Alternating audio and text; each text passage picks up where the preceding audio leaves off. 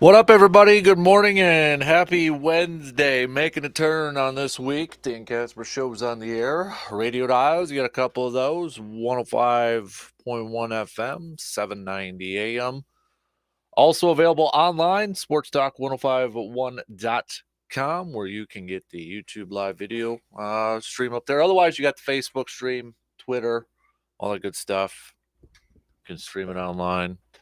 Google and Alexa home devices, Sports Talk app. You guys know the drill. But happy Wednesday. If you're getting ready to venture out on the roads, wherever you're listening to us from, if you're here in good old Wisconsin, be careful out there. We got a lot of delays, a lot of closings. Just kind of going through the list here. Your school closings and delays brought to you by Hovland's and Service Master of Chippewa Valley. Altoona's delayed a couple hours, 2 hours. Augusta's closed. We got Baldwin Woodville delayed. We got Bloomer's closed. Boyceville's closed. Cadott Community School District closed. Cameron's closed. Chautauqua Warehouser's closed. Chippewa is closed. Chippewa Falls is closed. Colfax is closed. Cornell is closed. Cumberland is closed. Durand, Arkansas is delayed 2 hours. Eau Claire School District delayed a couple hours this morning. Elk Mound is closed. Fall Creek is closed. Ladysmith is closed. Flambeau is closed. Gilman's closed. Lake Holcomb's closed. I mentioned Cornell. I think I mentioned Cornell up there. We got like a lot of them. Luck, Menominee is closed this morning. Neilsville, New Auburn, Owen Withy closed on there as well.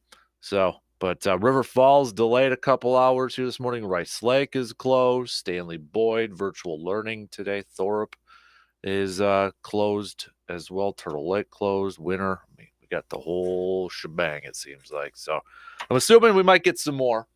Maybe some updates on some of those delays. Who knows? But we'll keep you updated. All right. You can head to our website at sportstalk1051.com.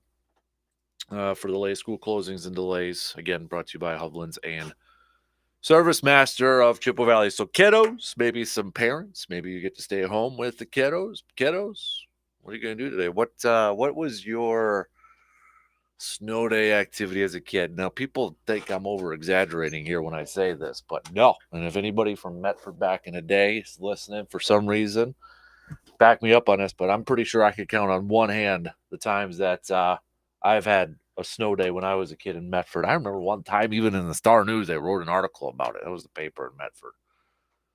But I mean, come on, it was Price is Right, right? I mean, that's your thing when you do on a snow day, right? Price is Right. Maybe when you're younger, you're maybe not watching it as much. You're outside doing something, but Price is Right for sure, no doubt about it, right? I mean, that's the main thing, right? They still do that, or I mean, it was Bob Barker's birthday the other day. Dude's 99 years old. Was Drew Carey still doing it? I don't know, but does the younger generation still do that with the good old Price is Right?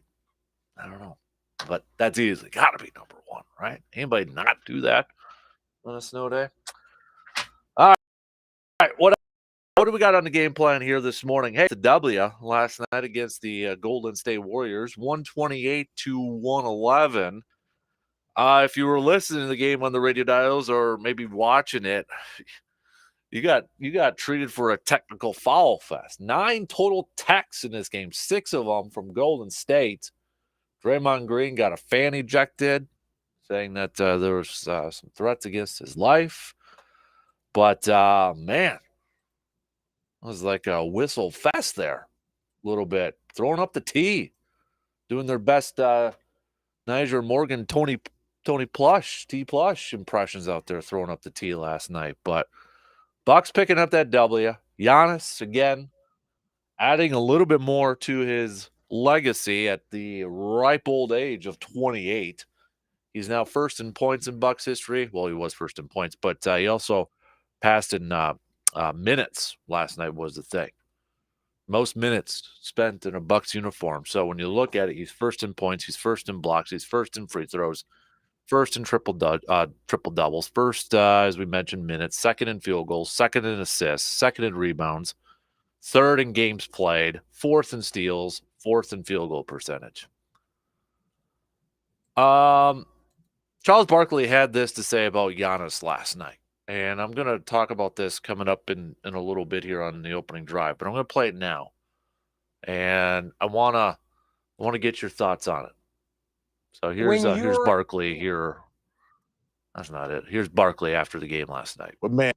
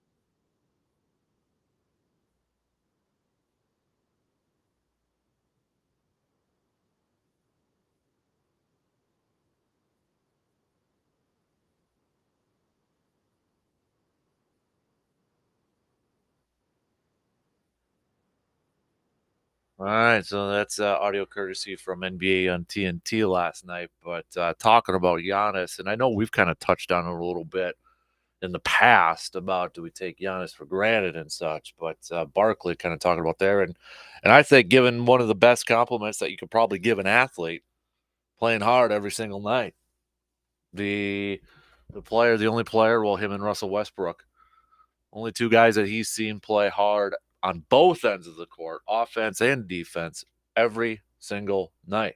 And that was Kenny Smith saying Michael Jordan. And well, I mean, Barkley played against Jordan, played with Jordan, and if you want to count the Dream Team and such. And Barkley was good friends with Jordan. I know they kind of have their issues now or whatever it is, but um, even kind of saying that no, Giannis plays harder than Jordan every single night. I want to talk about that a little bit. And I want to talk a little bit about Giannis's career thus far here on our opening drive. But do you agree with Chuck, or do you think it's more so now? It's not necessarily Bucks fans that take him for granted, but is it still?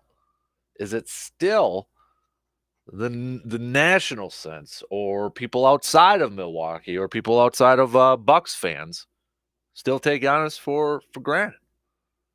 Or is that one of the Yeah, I feel like a lot of times in sports and maybe in sports talk, that's a thing that gets thrown out quite a bit and maybe a little bit too much. Oh, you take that team or player for granted, take that coach for granted. Maybe we overdo it a little bit there. And if you think it is, if you think that he does get taken for granted, why? Why? Is it as simple as, well, he plays for Milwaukee? Maybe. I don't know. But we'll talk some Bucks coming up here in just a little bit. Badger football. Badger football. So I know we talked a little bit about it with RJ, and we talked about some of the transfer portal and recruits. Some players coming, or I should say, removing their name from the transfer portal, and then maybe some rumors, reports about guys committing to Wisconsin right now. And well, yesterday, a couple of intriguing options or potential options, I should say, when it comes to this Badger football team. So the Badgers are holding, or I should say, hosting a transfer portal quarterback, Nick Evers, was with Oklahoma last year, entering the transfer portal, visited the Badgers, or visiting the Badgers, and last night he posted up a picture of him in a Badger uniform. And Nick is one of the top quarterbacks in the transfer portal. And when, again, depending on which ranking service you look at when it comes to, high school athletes and that sort of thing, was a 4-star quarterback, one of the better dual threat quarterbacks available. But he posted a picture last night of him in a Badger uniform, tagging Badger football on there, which has everybody, excited and pumped about the possibility of of Nick Evers joining, maybe coming over to Wisconsin, and maybe Wisconsin having a new tight end. Also, too, Badgers getting a quarterback. Was I saying tight end? Quarterback, because the reason I'm saying tight end is because Wisconsin picking up a tight end, Tucker Ashcroft. Originally, he was going to Colorado, but now maybe coming over to Wisconsin. So, been a busy couple days here. Busy couple days for this Badger football team.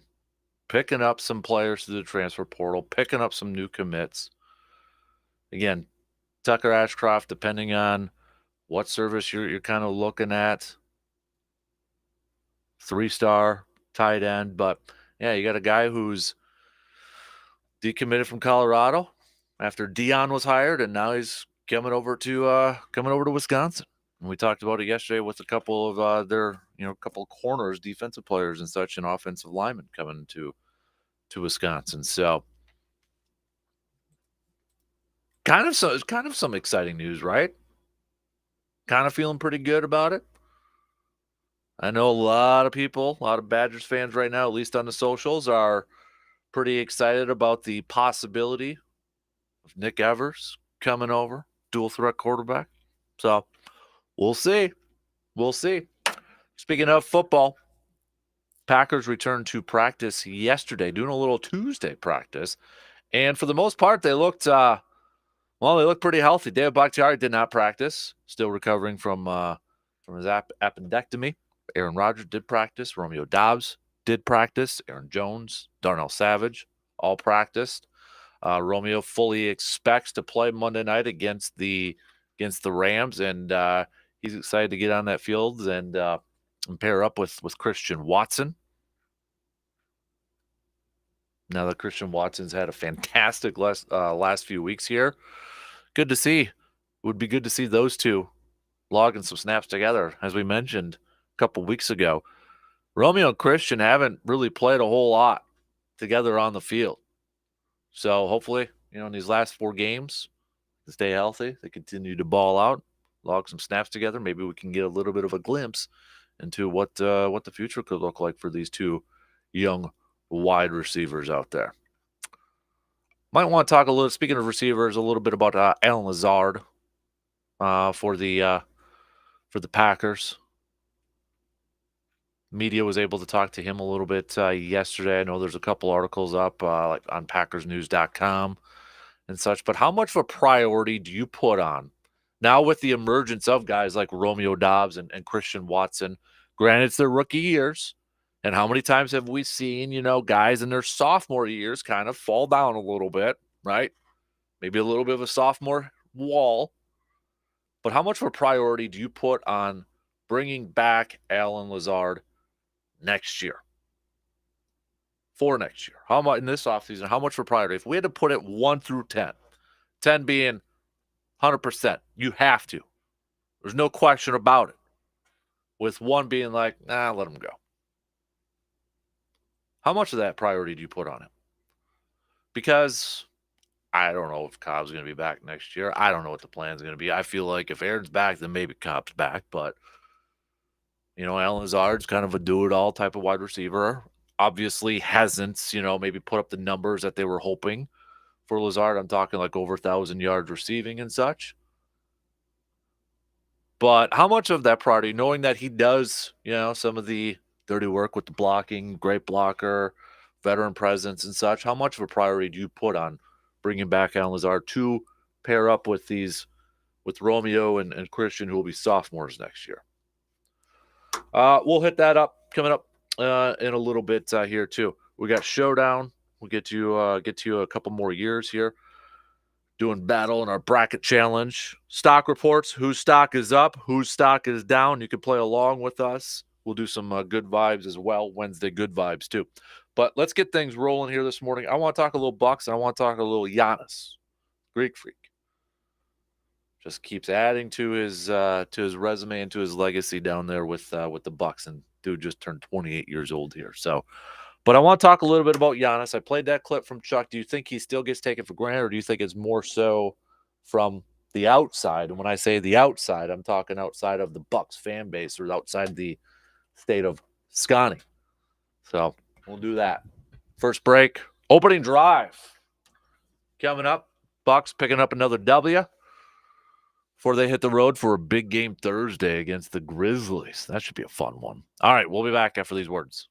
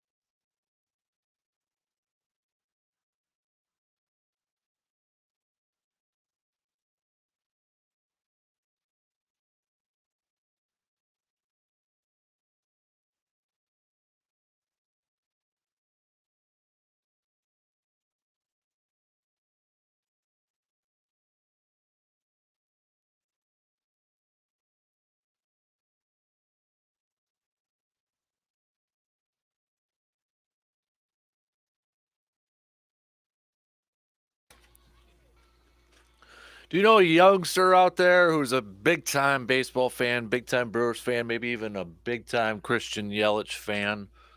Well, we're giving away a autographed, certified autographed Christian Yelich jersey.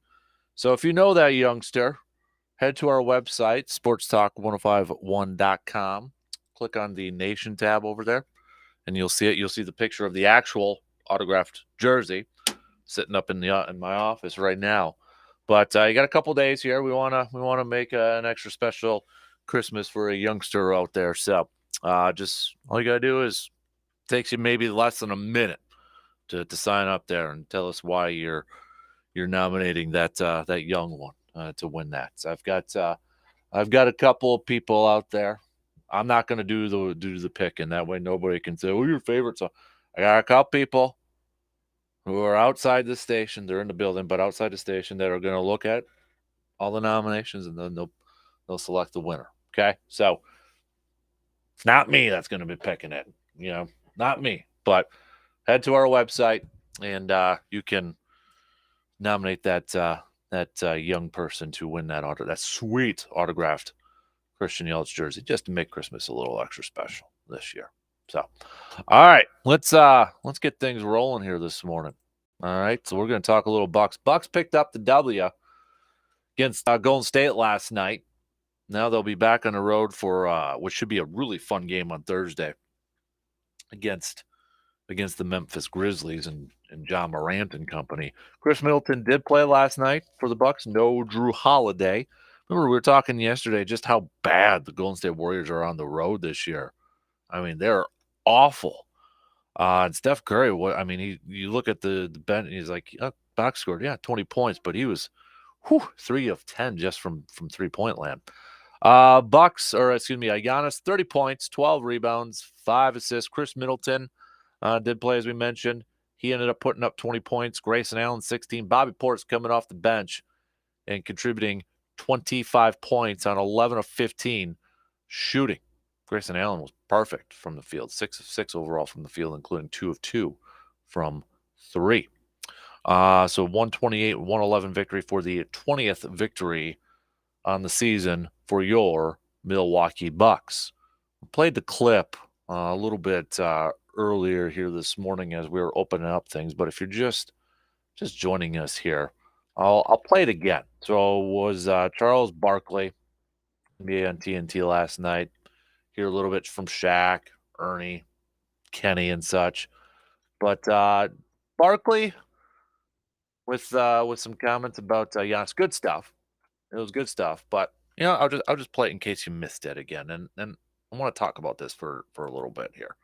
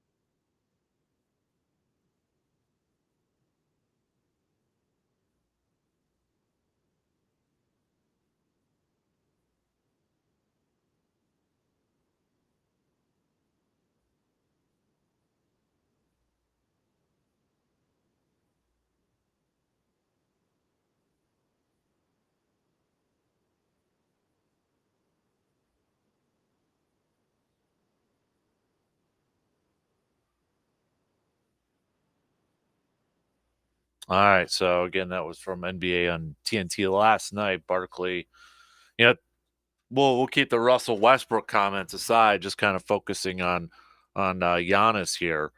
But I think if you ask a Bucks fan, if you ask a Bucks fan out there their thoughts on Giannis, they'd be like 100%. Duh, we see this every time he's out on the court. 110%, right? Plays at 110%, gives it all. We've seen it. How many times have we watched it? We know that. Where Chuck mentioned that we take Giannis for granted. And I know that's something maybe we brought up. I know we brought up in the past before, but I almost feel like I don't think Bucks fans necessarily take him for granted anymore. I mean, if they did, I don't know if we do anymore. Maybe like casual, just straight up Wisconsin sports fans. Like you may not be the biggest basketball fan or the biggest NBA fan. Maybe you take it a little bit for granted. But I think if you were a Bucks fan, you're definitely not. So I think, when Chuck's saying that, I think he's talking about the NBA as a whole outside of the Bucks bubble, the national or, maybe non-Bucks fans, because you look at what Giannis has accomplished as a recently turned 28-year-old individual. I mean, this dude is freaking fantastic. It was just yesterday we were talking about, scoring records. I know he just passed 15,000 career points the other night.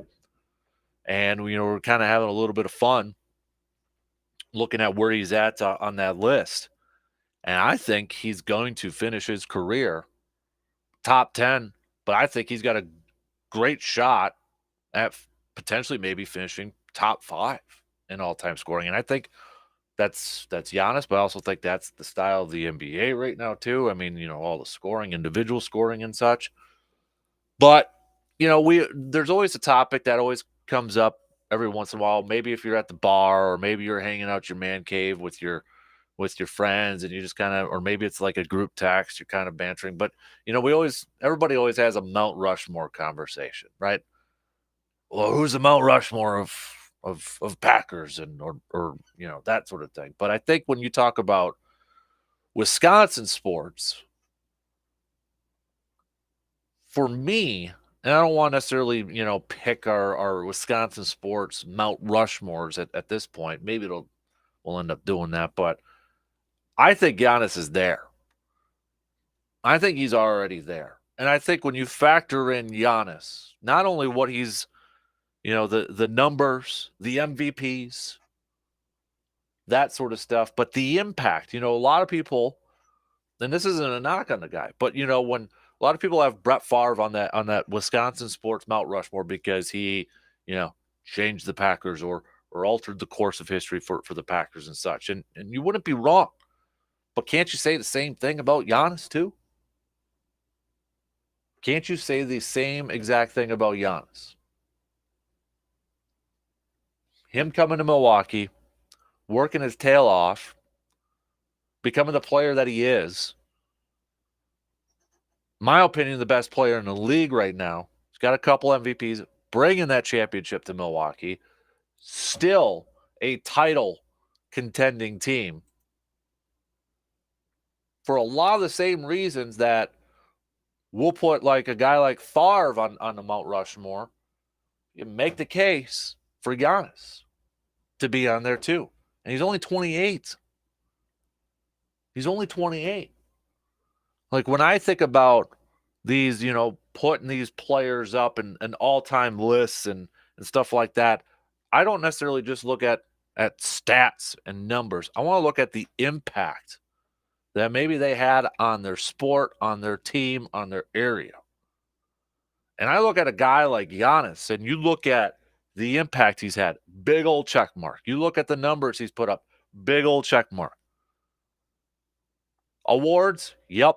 Championships, he's got one. I mean, there's not a whole lot left to really, put a check mark next to. Maybe like, well, multiple championships. All right, well, yeah. I mean, you can nitpick certain parts of his game, like, well, he's got to get better at free throw shooting. Maybe a little bit better at jump shots. Well, yeah, no duh. But when you're talking about the overall game and the overall impact that he has had,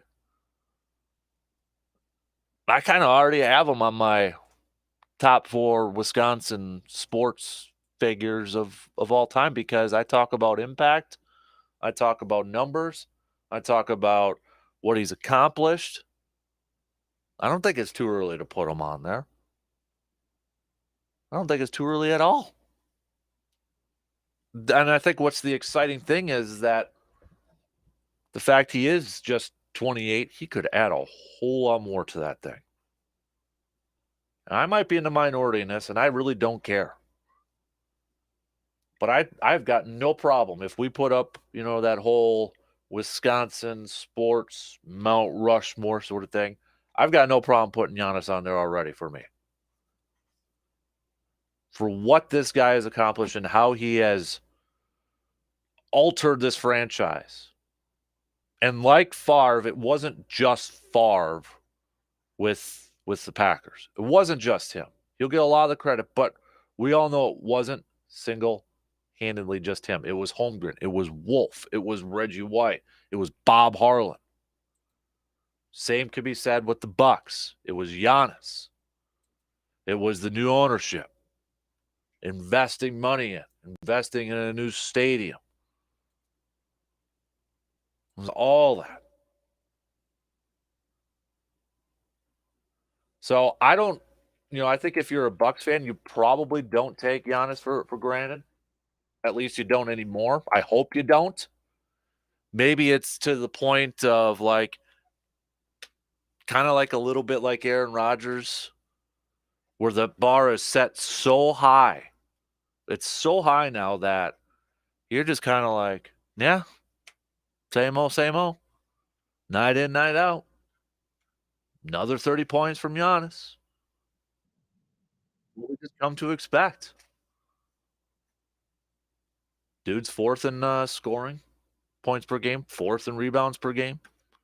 He's actually in the top 30 in assists per game. That's just what we come to expect from Giannis at this point. That bar is so high, and he has done it consistently at that high level. That's just what we expect, and maybe that's taking it for granted. Maybe it is a little bit, possibly. But I know me personally, I'm not. I'm enjoying every time I see 34 out on that court. I'm taking it all in. This is a special player that we don't know what it's going to be like in 10 years, 20 years, 30 years. This might be for my lifetime the only time I see a Bucks team that has won a championship or will compete for championships. I don't know what the future is going to hold. You'd think you'd hope not, but I mean, come on now. There are sports fans out there who haven't seen their team win a championship in their lifetime. Haven't seen a player of the magnitude like a Greek Freak during their lifetime. So I guess for me personally, I don't think at least I'm taking it for granted. I'm enjoying every moment I see 34 out on that court. And you think about it, I mean, in the last, if we want to go back to early 90s, heck, maybe even the 80s. And you kind of look at it from a Scotty sports perspective, we've had some pretty darn good individual players that we've been maybe a little spoiled, or maybe not spoiled, but had the luxury of watching. If you want to go to the 80s, the Robin Younts and Paul Molitors, those Brewers teams. 90s with the Packers, Favre, White, followed up by Rodgers, Greek Freak. You want to throw Bronny in there, Prince Fielder, Yelich for a couple of years, and we'll see how that all plays out. But we've had our nice fair share of MVPs when you think about it for the last, 30 years? 30-ish years plus? Yeah, probably 30-plus years. We've had a nice share of MVPs. I make the case maybe not as many championships as you would have liked to have seen with those MVPs. And I probably wouldn't argue with you too much on that. If you want to go to the college level, we've had a couple Heismans. We've had, in basketball, player of the year, Frank Kaminsky, Frank the Tank. But it's been pretty darn good. And right now, for me, when I look at a guy like Giannis, if he's not number one on that list right now, he's top 4 for sure. And the thing is, what's if you ever do like your Scotty sports Mount Rushmore type of thing, you could do if you just want to do athletes, if you just want to do players, it's going to be a great Mount Rushmore, whatever you decide or whoever you decide on there. If you add in coaches and just figures in general that have had an impact, you add the likes of Lombardi, Euchre, Lambo, Alvarez, Mark Johnson, that sort of stuff. And then it just gets, well, it gets a whole lot more deeper and it gets a whole lot more fun. And a whole lot more impressive at that, too. Well, I think our studio's haunted. Buttons are getting pushed right now. All right. Tell you what, we got to take a quick break here, though. We'll get you the latest updates on school closings and delays coming up here. Looks like a little bit more have been added and edited and that sort of thing. So we'll get to that coming up here in just a little bit. I do want to talk about a little bit later on. We want to talk about players getting taken for granted. I kind of want to get to a little bit of hockey talk here with Alex Ovechkin. Alex Ovechkin got his 800th goal. Okay. And you look at it, what is going on? We got buttons being pushed all the time. Seriously, our studio is freaking haunted right now. But I want to talk a little hockey. And you want to talk about players taken for granted. Alex Ovechkin, 800 goals. Third player. He's one away from tying Gordie Howe for second all time. We know the great one, Wayne Gretzky's number one up there. So I'm gonna do a little hockey talk coming up. I forgot to mention that in the game plan here. So all right, we'll take that first break or second break, I should say, and then we'll be back. We'll update you on those closings and delays after these words.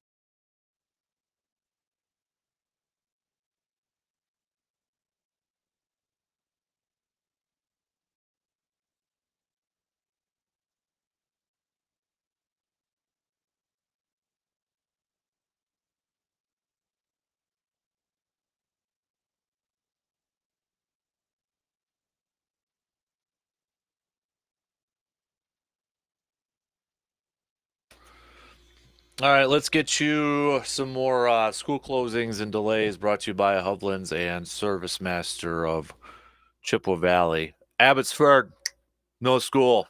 Alma, you're delayed 2 hours. Altoona, delayed 2 hours. No AM 4K Head Start or early childhood. Amory, you're delayed 2 hours. Augusta, you're closed. Baldwin Woodville, you're delayed 2 hours. No AM kindergarten. Barron, you're closed. Bloomer, you're closed. Boyceville, you're closed. Bruce, you're closed. Cadott, you're closed. Cameron, you're closed. Chautauqua Warehouser, you're closed. We got Chippewa Falls. Hey, you're closed too. Colfax, closed. Cornell, closed. Cumberland, closed. Eau Claire, you're delayed 2 hours. We got Elk Mound, closed. Elmwood, you're delayed 2 hours. Fall Creek, you're closed. Flambeau, you're closed. Gilman, you're closed. Gilmanton, you're delayed 2 hours. Glenwood, you're closed. We got Greenwood, you're closed. Granton, you're closed. Ladysmith, you're closed. Lake Holcomb, you're closed too. Loyal, closed. Luck, closed. McDonald, closed. Melrose Mindoro, delayed 2 hours. Menominee, you are closed too. We got Neilsville, you're closed. Nakusa, Papermakers over there, you're closed. Nauburn, closed. Owen Withy, closed. We got Prairie Farm, closed. Prentice, closed. Regis, delayed a couple hours. Rib Lake, Rice Lake, you're closed. River Falls, delayed a couple hours. No morning 4K, early childhood, or kids club. Spencer, closed. Spring Valley, delayed a couple of hours. Stanley Boyd, virtual learning. Thorpe, closed. Turtle Lake, closed. Winter, you are closed to. I think I saw on Facebook too. Medford's closed this morning too. So, all right, kids, you get some of you get a snow day. Some of you maybe just get to sleep in a little bit longer here this morning. But you know, what do the kids do these days on snow days? I mean, you got a little different back in my day. I mean, the go-to was Price is Right. So we might have to throw a little thing out there, a little fun question of the day, a little DK show question of the day here. Have a little fun with this. The best Price is Right game of all time. When you were younger, snow day, or maybe you were sick, wink, wink, just taking a break from school and, you're just hanging out on the couch, watching a little Bob Barker, a little Price is Right. What was the game when it came on? You're like, oh yeah, now we go. Now we go. What was the best Price is Right game of all time, or your favorite? All right, everybody's sure people are gonna pick Plinko. That might be the main one, right? Plinko. So hit me up with the text if you can text. If you're driving, don't text. Don't pick up the phone. Okay. Just make sure you got your eyes on the road, two hands on the wheel. You drive safe out there, okay? For all of you, snow plows, delivery, garbage truck drivers, if you got to drive for work, be careful out there. Go slow and all that stuff. School bus drivers, for those who still have school, be careful out there, all right? So don't worry about picking up the phone and that sort of thing. Just play along in your head or that's all. So, yeah. Maybe we'll make that the DK show poll question of the day. Plinko's Eye probably going to be number one, but what else do you got on there? All right, so we'll get to some fun reactions and thoughts from that. I think Morgan's going to be popping in here, but I'm not quite sure because I know she's busy with the latest school closings and all that good stuff where you can check it out on our website. But Packers returned to practice yesterday. Didn't hear from Matt LaFleur, but we did hear a little bit from players. Aaron did talk to his buddy Pat McAfee yesterday. Said thumbs feeling good, ribs feeling good. Did practice yesterday too. The only player to not practice for the Packers was David Bakhtiari, still coming back from that appendectomy. But Romeo Doubs sounds like he's going to be able to play. At least he's expecting to play Monday night against the Rams. So this will be one of the very few times we've actually seen Romeo Doubs and Christian Watson on the field together. One of those guys has either been banged up or such. And Watson obviously playing at a high level. Romeo Doubs came into the season looking pretty darn good, was like the preseason MVP, the training camp MVP, made some plays early on in the season. And you look at it, and I know we did a couple weeks ago, looked at the snap counts for those two on the field together, and it ain't a lot. So when you look at this last quarter of the season, last few games here, it'd be nice to see these two guys out on the field together and logging some snaps and maybe kind of get a little bit of a glimpse of what the future could be like with those two. But another wide receiver on this roster who's going to be a free agent next year, a lot was expected. Expectations might have been a little too high, but they were fairly high for him this year, being the new number one wide receiver, and that's Allen Lazard. Knowing that Watson and Dobbs, a lot to be excited about. We've seen some good stuff this year, but we've also seen, I'm not saying it's going to happen, but sometimes we've seen a sophomore wall. We've seen that hit. Devontae had it. But we know Watson and Dobbs are going to be the future there. At least right now it looks like it. That being said, they're still younger and such. How much of a priority do you put on the Packers bringing back Allen Lazard? Now, I think we know he's not a number one receiver. When I say number one receiver, I'm talking like the Justin Jeffersons, the Jamar Chases, dudes like that. But Allen Lazard does a lot of the stuff those guys don't do either. The blocking, the possession. He's like a possession type of wide receiver and such. But knowing that their receiving core could still be fairly young next year, how much of a priority do you put on bringing back Allen Lazard next year and maybe even a couple years? Because I got to imagine he's going to want a long-term contract. I don't know if he's going to be willing to sign a one-year deal. Might be looking to cash in right now, which you can't fault him. You really can't fault him for that. So on a scale of 1 to 10, 10 being like no-brainer, duh, gotta. 1 being not, see you later. I guess for me, I love Allen Lazard. I love what he brings to the table, but I just think it's going to be too much. I think it's going to be too much for a guy who's probably more realistically like a 2 or 3 wide receiver. And I'm not trying to knock the guy. I'm not. Like I said, I love Allen Lazard. I love the stuff that he does that doesn't show up in box scores and that. But I just feel like it's going to be a little too much for a team that's already, cap-strapped, got tough decisions to make. I just feel like there's going to be a team, maybe a couple teams out there that will offer him a nice payday, well-deserved, and it'll just be out of Green Bay's price range. I mean, if it was just going to cost a couple million, then yeah, I would say yes. But if it's going to cost $10 million per year for Allen Lazard, I'd have to say, hey, man, appreciate the services. We love what you do. We love what you bring to the table, your style of play. It's not in the cards. So I think my priorities, honestly, I might be copping out on this thing, probably around a 5, maybe even a 4. Just because that number is probably going to be fairly high. I look at, Green Bay, they're going to have to figure out Aaron Jones. He's got a huge cap hit. Do you restructure that thing again? You can't let that guy go. What do you do with your offensive line with Elton Jenkins? Tight end position. Tunyon's also a free agent. Josh Nijman's a free agent. I mean, I think there's other needs or other areas they have to address that, in my opinion, are maybe a little bit more important. At this point in the game. Right tackle, Bobby Tunyon.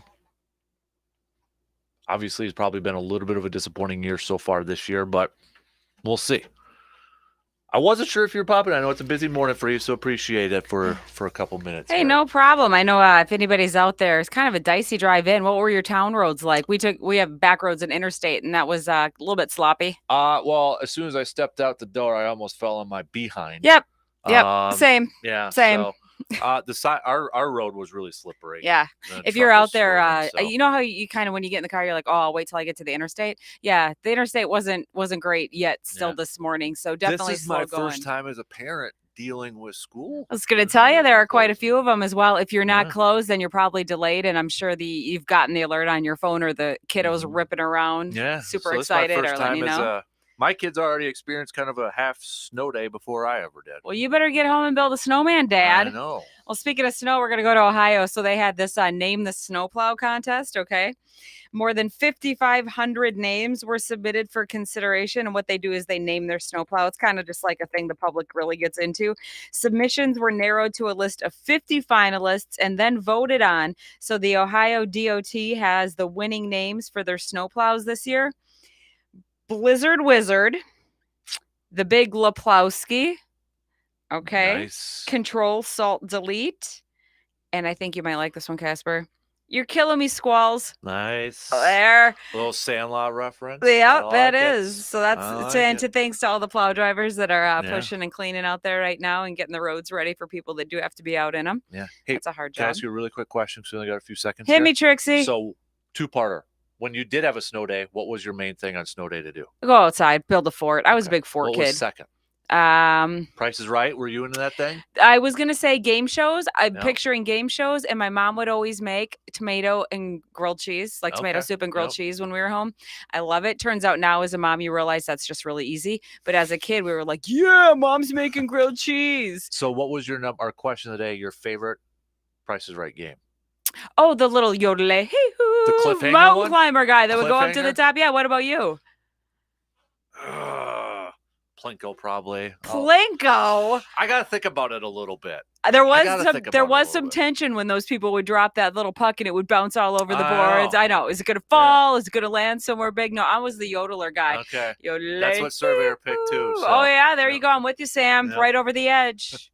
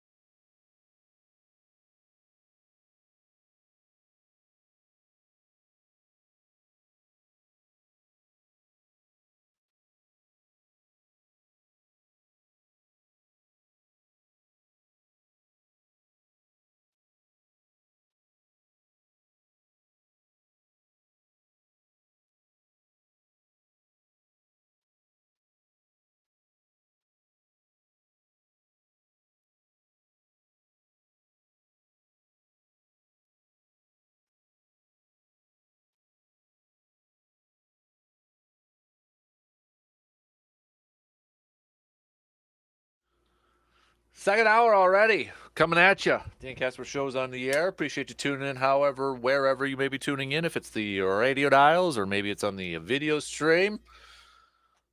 Be careful out there on the roads and such. We'll keep you updated on the latest school closings and delays. Coming up this hour, we're going to talk a little hockey. Alex Ovechkin, 800 goals now, just one away from tying Gordie Howe for second all-time. Is that guy not getting enough career that he's had? We're going to talk a little bit about that. We'll talk Badger football, maybe a new quarterback coming on over. Never know. Our DK Show poll question of the day, with it being snow day for some people. What was your favorite Price is Right game of all time? We've got Surveyor Sam. Best Price is Right game is easily Cliffhanger. Big Worm. Morning, Daniel. Big Worm just driving to work. What we're watching out of Giannis is simply greatness. He is the only guy in the NBA that does not take plays off and gives it all every single play. I wish Wisconsinites would wrap their finger around the Bucks like they do Packers and Brewers. Favorite Price is Right game to watch is Plinko. Have a great day, buddy. Well, you two drive safe. Tyler from Bloomer. Morning, DK. I always loved Cliffhanger, Punch Out, and Hole in One or Two. Bye. I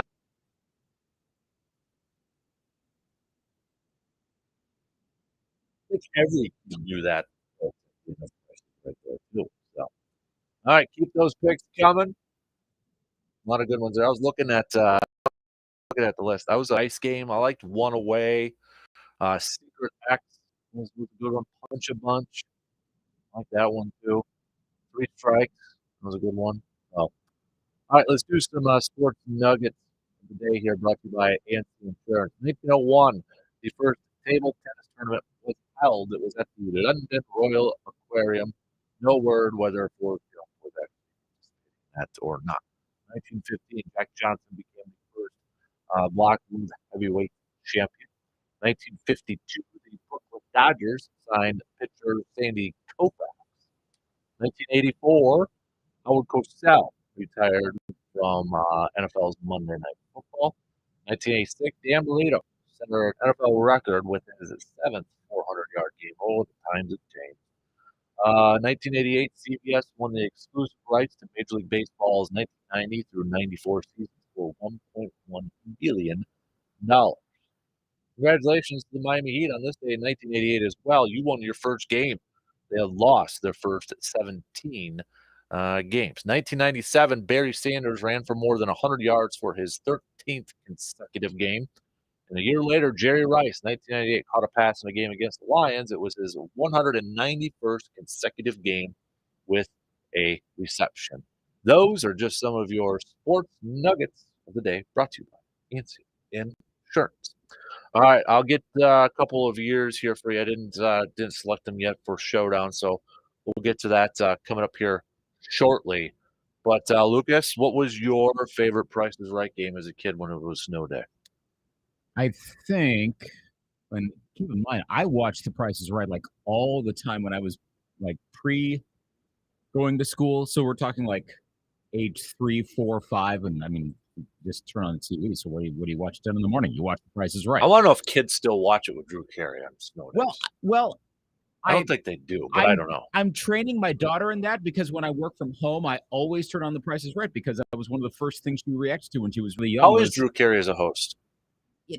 He's fine. I actually kind of like him. Yeah. I mean, I will say, having watched The Price is Right a ton in the past year and a half since I had my kid, and so there's been a lot of Prices Right watching, way more so than probably at any concentrated point since I was like 4 or 5 years old, which was 38, 39, 40 years ago. I've gotten accustomed to all of it, like the host, the announcer, the models, the games, all of it, the whole technique. But he's good. I like it. He's not Bob Barker. Have you watched, I know I'm way sidetracking here, but have you watched the Bob Barker era Price is Rights that are on, I think they were on Pluto, now they're on Freevee on Amazon? I have not. Yeah, you just turn Well, it I on. mean, yeah. and So like Pluto has the 24/7 Unsolved Mysteries with Robert Stack, Okay. so something similar like that. Yeah, I think it moved around. I think it's on Freevee now. And it is 24 hours a day. Bob Barker era shows, but they're only from 1982 to about 1984, which is perfect for me because that's right when I was watching it, especially the earlier era. So it's a pretty decent chance those are some shows I watched in real time. You watch how Bob Barker acts, and the people are, I mean, let's just say that was a different era of our society. So, I mean, would it be like the Richard Dawson yeah, type of thing? Okay, I mean, Dawson was the GOAT, and I mean, not in the best way possible, but he totally was. There was a little bit of that with Bob Barker. My wife and I have sometimes been like, yeah, that wouldn't fly today. And the model's wearing like very skimpy, like Christmas swimsuits during one of the showcases. So I'm like, how did that get away at 10 a.m. in the morning on broadcast TV? Like, but we just did that back then. So I was watching that when I was 4 years old. I would say of all of those games, like, Plinko was a favorite, but I think the Yeah, the cliffhanger one. Yeah, which it's the same one to this day. Yeah. They do a decent. The one game I'm surprised still sticks around to this day is the check game. Yeah. Like, how many people? I mean, I know we saw checks, but how many people write checks? I just saw it this season 51. I saw it like 2 days ago. Was the check game? The only time I have to write a check is property taxes for the land because they don't do online billing. Yeah. So. For us, it's like the rent. You look at my checkbook, that's the only ones. It's like, oh, yep, last check 6 months ago. Yeah, or, rent and just like a couple other things where it's like better to keep a record for maybe like tax charitable deductions, and that's it. But yeah, I think the water bill we still have to do check. I don't know if you can do it. Can you do it online now? I can't remember. I think you can, but I don't know. Wife takes care of that one. So. Yeah, I'm pretty sure that's still a check because we don't do it because we rent, but my mom still has to pay a water bill for her house and she does check. So yeah, it's still a check. Okay. Come on, get up to the days, people. So I would say that's, I mean, it's the classics, but those are there's a reason why those games are around to this day. I will say the vault game, big metal doors and those like green digitized doors. Which I think they still should we consider the wheel as part of this or no? No, okay. I mean that's a staple. Yeah. So I would go with that. Okay. I will miss also. I do find myself missing watching all of these episodes from 40 years ago. The showcases had a lot more like thought into them, and like let's do a bit of a skit. Whereas it's just, hey, you can win a new jet ski. But back then they did like, we're doing a prison break or something like that, and then they'd have the models and Johnny Olsen all taking part. It was more comical back then. Gotcha. Like I said, sometimes inappropriate, but mostly just comical. Okay. So you are the cliffhanger. Let's go cliffhanger. Plinko a strong number 2. Okay. Yeah. Those are usually the top 2. I was Googling some of the lists out there, and those are usually the top 2 right there. So, hey, before we get too far into it, I want to talk a little hockey. I was actually talking a little hockey yesterday. Kraken are still in the playoff hockey. I know. Wow, they're really holding on here. You know what? Kudos to the NHL because Golden Knights obviously did it, but this is the second year with the Kraken. You're talking play. Not a lot of sports can say that with their new teams in the first couple of years. That used to be the thing that you just didn't do. Yeah. Well, we just did the Miami Heat thing. They finally won their first game after losing their first 17. Right. Season. So yeah, it was up so that they couldn't immediately win. The Golden Knights kind of figured it out. Now, granted, the Kraken were pretty bad last year. They were a normal, quote unquote, normal expansion team. But nowadays, you can turn it around pretty quickly in year 2. That makes sense, and more power to them. I like that. I do too. So Wild have kind of sized themselves. It wasn't looking great. Kirill Kaprizov again is just like, oh my gosh, just like stop. Well, don't stop, but I mean he's ridiculously good. They're riding their ship a little bit, and I notice across the league there were some, I don't want to say fluky things, but like the Avalanche not doing that great, and here come the Red Wings and stuff. And there's still a little bit of that going on, but it looks like some of the usual suspects are starting to settle back in. The Kraken, one of the few exceptions, but for the most part, there's a stabilization happening across the league beyond just Minnesota at this point. I want to talk about my guy Alex Ovechkin. Ovi. Hat trick. Wow. 20 goals so far this season, but he's got 800 now in his career. He's one away from tying Gordie Howe for second place. We all know the great one. Wayne Gretzky's number one at 849. Does Alex Ovechkin, is he a little underappreciated for the career that he's had so far? I think so. Do you think some people just remember him so far by his Stanley Cup celebration? Well, where's the Stanley Cup champion? Drunk and saying words I can't say. What's his celebration going to be like once he gets the scoring record? You think you think he'll pass Wayne? I don't know. Probably not. You don't think so? He's too old. He's 49 away. Yeah, I know. Wait, no, he's not 49. He's 94 away. I was going to say that was a lot. Yeah, no. I had him mixed up. He ain't going to get It's Wayne. his age. I don't see it happening. I mean, unless he pulls with Gordie Howe or Jaromir Jagr and he's playing until like he's 55 years old. Well, he might. He might just be like, screw this. If I can play, sure, I'm going to keep going. Like, Caps fans would love it. You know what's impressive, though, is that he's played in 1,300 games, whereas Gordie Howe played in a little over 1,700 and Wayne Gretzky almost 1,500. Better rate. That's true. And that was Wayne Gretzky playing back when scoring was probably at its peak. Gretzky also had almost 2,000 assists, where Ovi's got 644. Yeah, it's a different type of player. I think he's a little underappreciated because of the lack of playoff success of the Capitals for a long time. I mean, he was one of probably one of the two top players in the league for the bulk of the 2010s, but the Capitals could never get to the conference finals, much less the Stanley Cup final. They were the poster child for underwhelming playoff performance. And he was the main guy on the team as that was all happening. Well, of course, they finally had their breakthrough 4 or 5 years ago, depending on how you're counting the years. Man, it was that long ago already. Is that what? Yeah, 2018 season, I believe it was when they beat that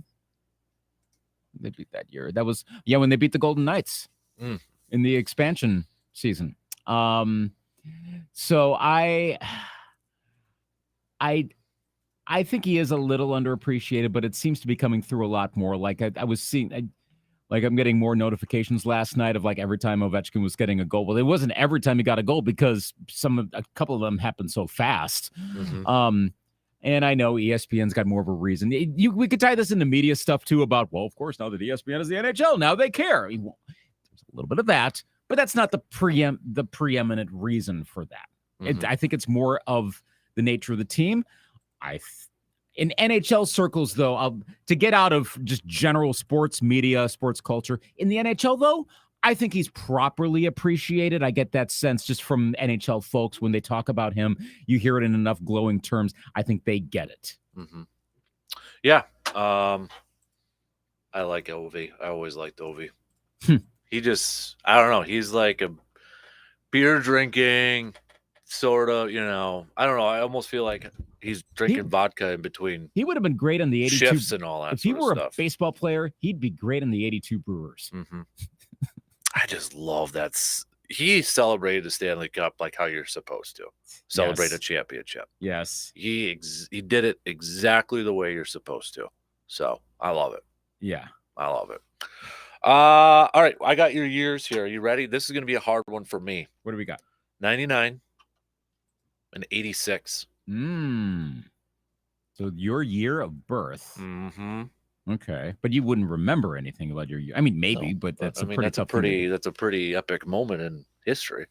Yeah, just saying. So. Not good or bad.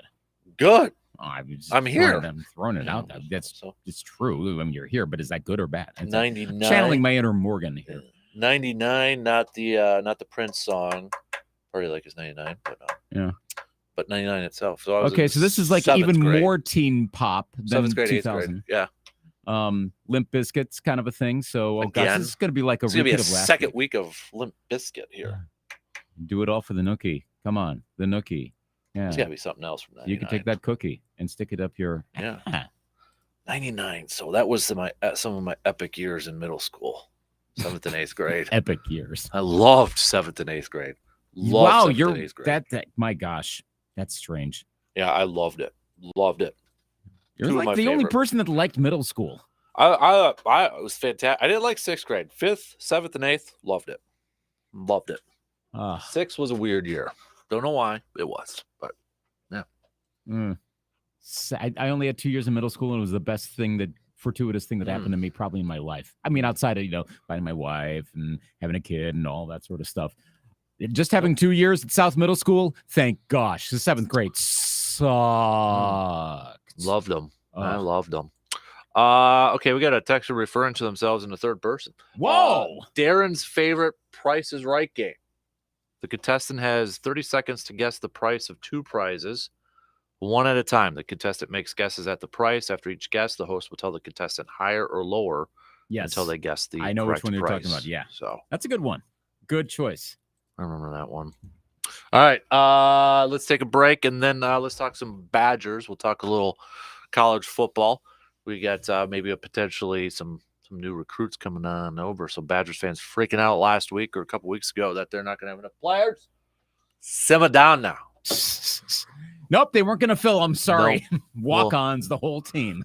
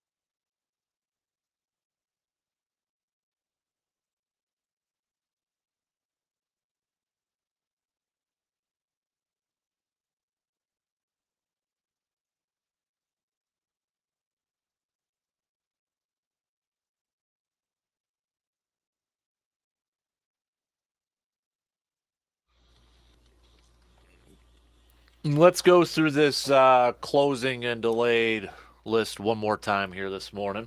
Brought to you by Hovland's and Service Master of Chippewa Valley. Kids, if you got no school today, do something productive at home. Or not. Live it up. You're a kid. TikTok. Either one. You're a kid. Live it up. Abbotsford, you don't got to go to school today. Alma, you're delayed 2 hours. Altoona, you're delayed 2 hours. Amory, you're delayed 2 hours. Augusta, you don't have to go to school. Baldwin Woodville, you're delayed 2 hours. Barron, you don't have to go to school. Bloomer, Boyceville, Bruce, you don't have to go to school. Cadott, Cameron, you don't have to go to school. Chautauqua, Weyerhaeuser, you don't have to go to school either. Chippewa Falls, you don't got to go to school. Colfax, you don't got to go to school. Cornell, Cumberland, you don't have to go to school either. Durand, Arkansas, Eau Claire, you're delayed a couple hours. Sorry, kids. Elk Mountain, you're closed. Elmwood, you're delayed a couple hours. Fall Creek, Flambeau, closed. Gilman's closed. Gilmanton's delayed a couple hours. Glenwood is closed. We've got Greenwood, you're closed. Ladysmith, you're closed. Lake Holcomb, you're closed. Luck, you're closed. Loyal, you're closed. McDonald, you're closed. Melrose, Mindoro, you're delayed a couple hours. Menominee, you're closed. Neilsville, you're closed. We got Auburn, you're closed. Owen Withy closed. We've got Regis, you're delayed a couple of hours right now. What do we got? Prairie Farm, you're closed. Rib Lake, over in my neck of the woods, you're closed. Rice Lake, you're closed. River Falls, you're delayed a couple of hours. Shell Lake, Spencer, you're closed. Spring Valley, delayed a couple of hours. Stanley Boyd, virtual learning. Thorpe, you are closed. Turtle Lake, closed to Ann Winter. So, yeah, we'll keep you, if anything changes, maybe for those ones that are delayed, we'll keep you posted. So, never know. How was your drive? Mine was at like 3-something, so it might have been a little different. Yeah, mine was not good. Okay. And that's including Claremont, which is the biggest thoroughfare I drive on, and it was slow going. Okay, yeah. And everyone around was slow going. The plows hadn't had a chance to come out, I think, because that wave of snow had just come through. But yeah, it was definitely slow. Yeah, I almost fell on my behind as soon as I stepped out on the wooden deck this morning. So. Yeah. All right. Badger fans getting a little excited yesterday with the news that, hey, they might have a new quarterback coming to town because everybody's in the transfer portal. One of the better transfer portal quarterbacks out there. It's that whole like tweeting something and, like what's the word I'm looking for? You tweet something vague. Yeah. Or you say something vague. Blanking on the word and it's bugging me now. Now I know Cryptic, what you mean. Cryptic. That's what I'm thinking of. Nick Evers from Oklahoma, who transferred is in transfer portal. 4-star quarterback again, depending on which rating service, scouting service you'll look at. One of the better dual threat quarterbacks when he was going through the recruiting process, but he has entered a transfer portal. And then yesterday, he posted a picture of him in a Badger uniform, Badger helmet, saying, and tagging Badger football on there. Now he was in for a visit. We haven't seen anything official, but if you're a Badgers fan, I think you've got to at least be a little bit excited, a little bit intrigued about one of the better dual threat quarterbacks potentially coming over to Wisconsin, knowing too that your offense is going to be a little bit different where you might need that dual threat quarterback. Enrolled, not employed. Well, technically, kind of, sort of, NIL. What I'm getting at. For starters, yeah. Now in the transfer portal NIL era, you might. Gosh, it's just like free agency now. It's like, well, we might get 1 year of him, and then he might decide, I'm going to go somewhere else and just bounce around, pull a JT Daniels, try to play for like half of the college football teams in the country. Also, if he does come here. Again, his pronunciation is Evers, not Evers, correct? Correct. I YouTubed it. So. Okay, I wanted to make sure. But regardless, doesn't his nickname have to be the Governor? If you're playing in Madison and the Governor has the same spelled last name, and you're quarterback and you're essentially running the offense, that's kind of what you have to be known as. Well, his Twitter name's Nico, so that might be his name's Nico. Probably we'll go with that anyway. Again, it's not like the Badgers were not going to have a quarterback next year. That sounds like a real especially if the Badgers are truly going for a more aerial approach, a more vertical approach with their offense. This makes a little bit more sense. So we'll see. I'm always a little hesitant to get too excited about anyone who's like, maybe they'll come because it seems to be so whipsaw in terms of where these guys will end up going. But or would you be more excited about him or Graham Mertz when he was coming in?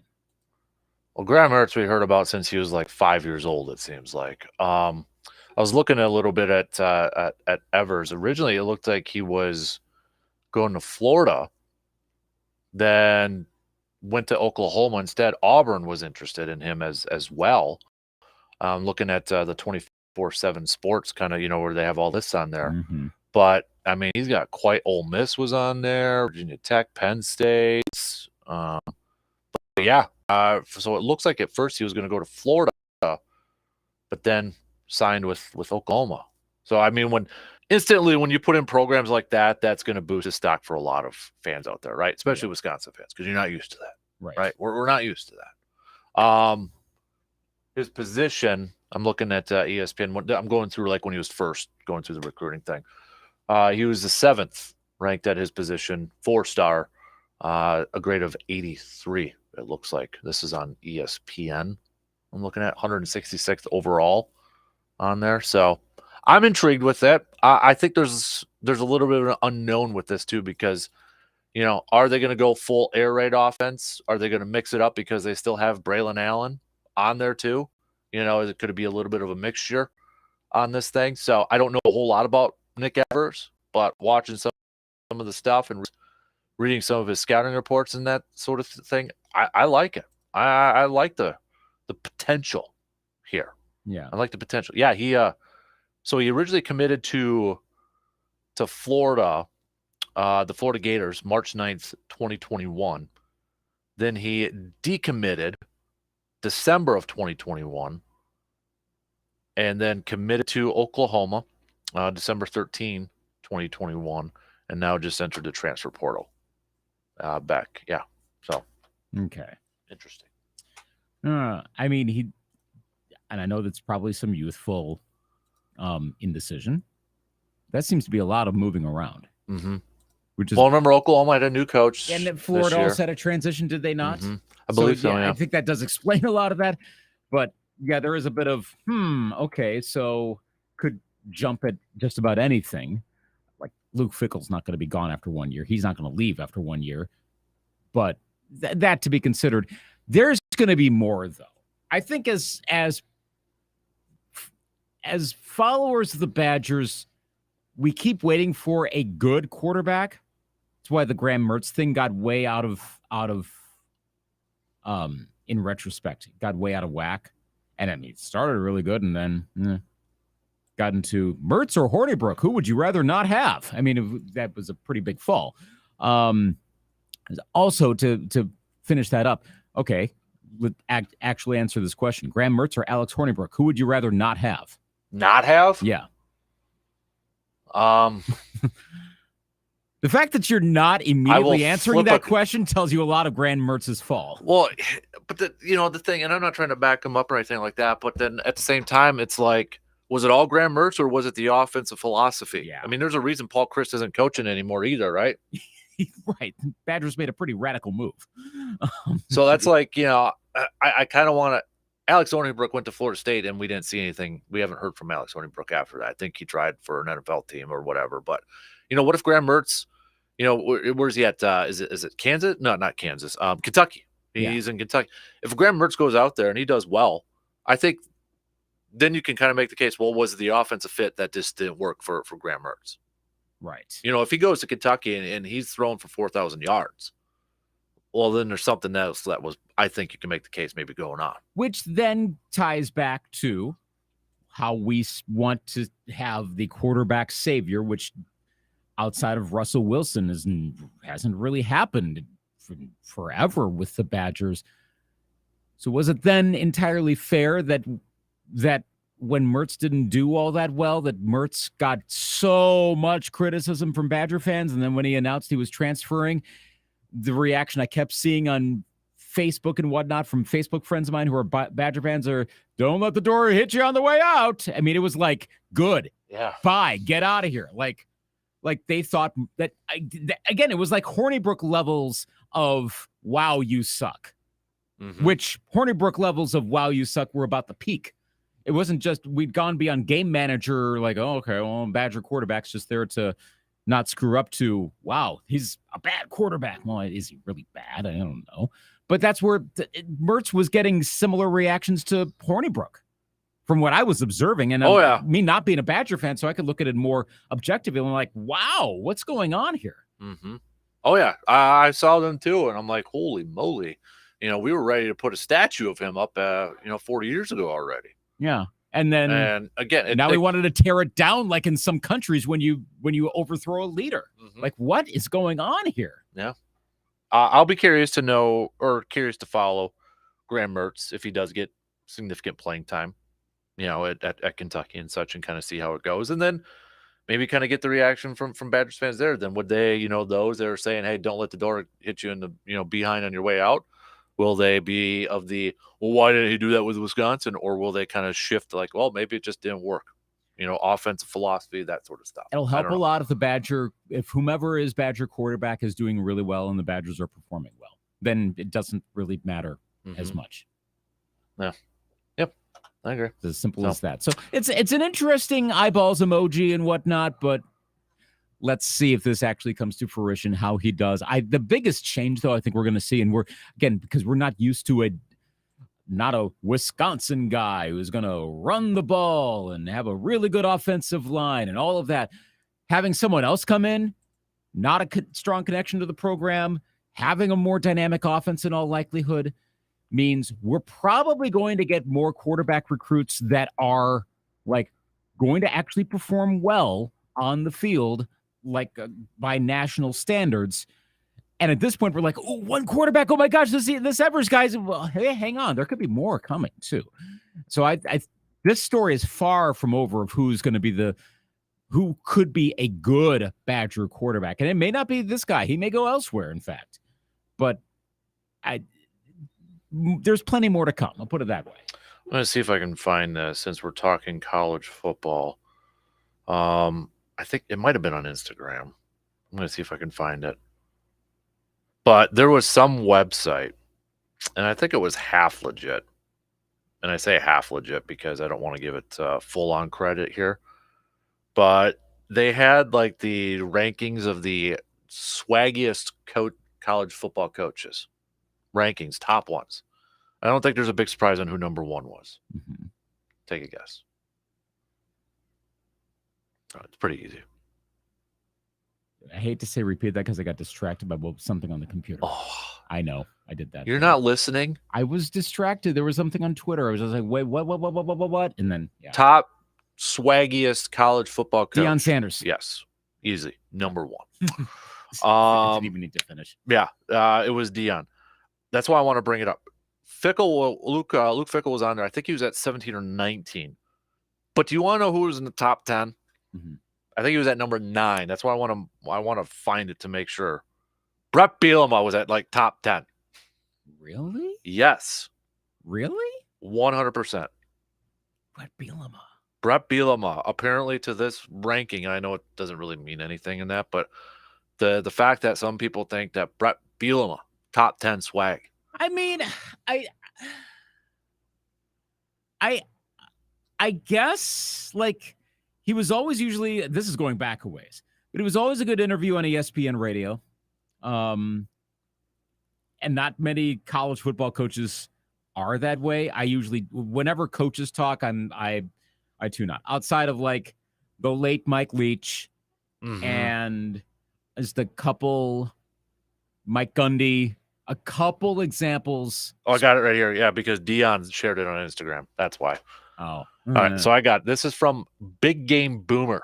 It's a verified account, but everybody's got a verified account now. So I can get a verified account in the next 5 minutes. I kind of want that blue check mark, but I'm not going to pay for it. Because then they put a little note on there saying that you paid for it. Then it doesn't mean anything. So that's actually not a bad idea, right? So yeah, number 1 was Deion. Number 2, Lane Kiffin. Okay, Beamer from South Carolina was 3. Marcus Freeman, Notre Dame 4. Nick Saban 5 at Alabama. Mel Tucker was 7. Michigan State. Okay. Brett Bielema was 9. Jim Harbaugh 10. Mike Leach was 8. Dave Dorian, another Badger connection, was at 12 actually. But yeah, PJ Fleck 19. Luke Fickell 17. a little surprised Fleck is as low as he is, but then again, he's not that far from Fickle, and Fickle's a pretty good catch. So, I mean, what's the definition of swag? Also, insert Dion. That's the definition of swag right there. What's your definition of non-Dion swag? Well, they got the least swagger head coaches as well. Okay. You ready for this? Yes, I am. Number 1, Brian Kelly. LSU. Number 2, Kirk Ferentz, Iowa. Okay. Yep. Number 3, Dabo Swinney, Clemson. Wow. Yeah. But he gets the recruits. You know. Number 4 was Chip Kelly. Number 6, I'm kind of skipping over some stuff. 6 was Jimbo Fisher. Lincoln Riley was actually at 9. Wow. Younger guy, you'd think, hey, but no. We got Jeff Brom was at 15. It says Purdue here, but now we know that's Louisville and such. Pat Fitzgerald was 25th. Ryan Day, Ohio State's actually on this list. He's 23 for least swag. Yeah, he just kind of seems to be there. He's good, but he's there. Yeah. So, but and we don't know where Paul Christ would be. We do not. I would think he would be on the least swagger. Number just 4, my guess. So just my guess, but I would think he'd be high on that one. So, but yeah, Big Ten. I mean, Jim. I don't know if I'd put Jim Harbaugh at 10 for swag. I mean, he's just awkward at times. You know. I guess it's relatability to the players. Yeah. Again, we rip on Bielema so much here, like he can't be a swaggy. Well, yeah. Have you ever played for him? None of us have, so we don't know. What's the recruiting actually like? We're getting into the personalities of these folks, of these folks. Yeah, I mean, it's all about how you present yourself, though, too. When it comes to swag, how do you present yourself? You know, right? Gary Anderson probably would have been near the top of that list of least swaggy. He wasn't a Barry Alvarez would be on the list of most swagger. Exactly. I wonder where Jim Leonard would fit. That's a good one because you don't really see or hear a whole lot. You know what I mean? Like you get the impression he probably would be more swaggy than less swaggy. Holy crap! Are we saying swaggy a lot this morning? I was just about to say, like the 2 white dudes from Western Wisconsin saying this. Have we just killed the word? Might have to play a little turn my swag on or something. Soldier Boy? Oh gosh. Is that who sings it? Oh, I think so. Yeah. Yeah. Gosh, I'm getting that flashback to that Soldier Boy song. Yeah, Pretty Boy Swag. Yeah. Oh gosh. Is that no? It's Turn My Swag On. Turn My Swag On. Yeah. He's got a lot of swag songs. Weird, because that was like the word of like 2 years. Was it like that would have been like 08, 09, 07? Yep. Yeah. That was it. Oh wow. That was like the thing. Just play that song while you go through Luke Fickle and the likes. Yep. All right, let's take a quick break, and then we're gonna do some stock reports. Okay, whose stock is rising, whose stock is falling. Probably our stocks are falling after how many times we've talked about swag already this morning. Oops, wrong button. There we go. Whoa.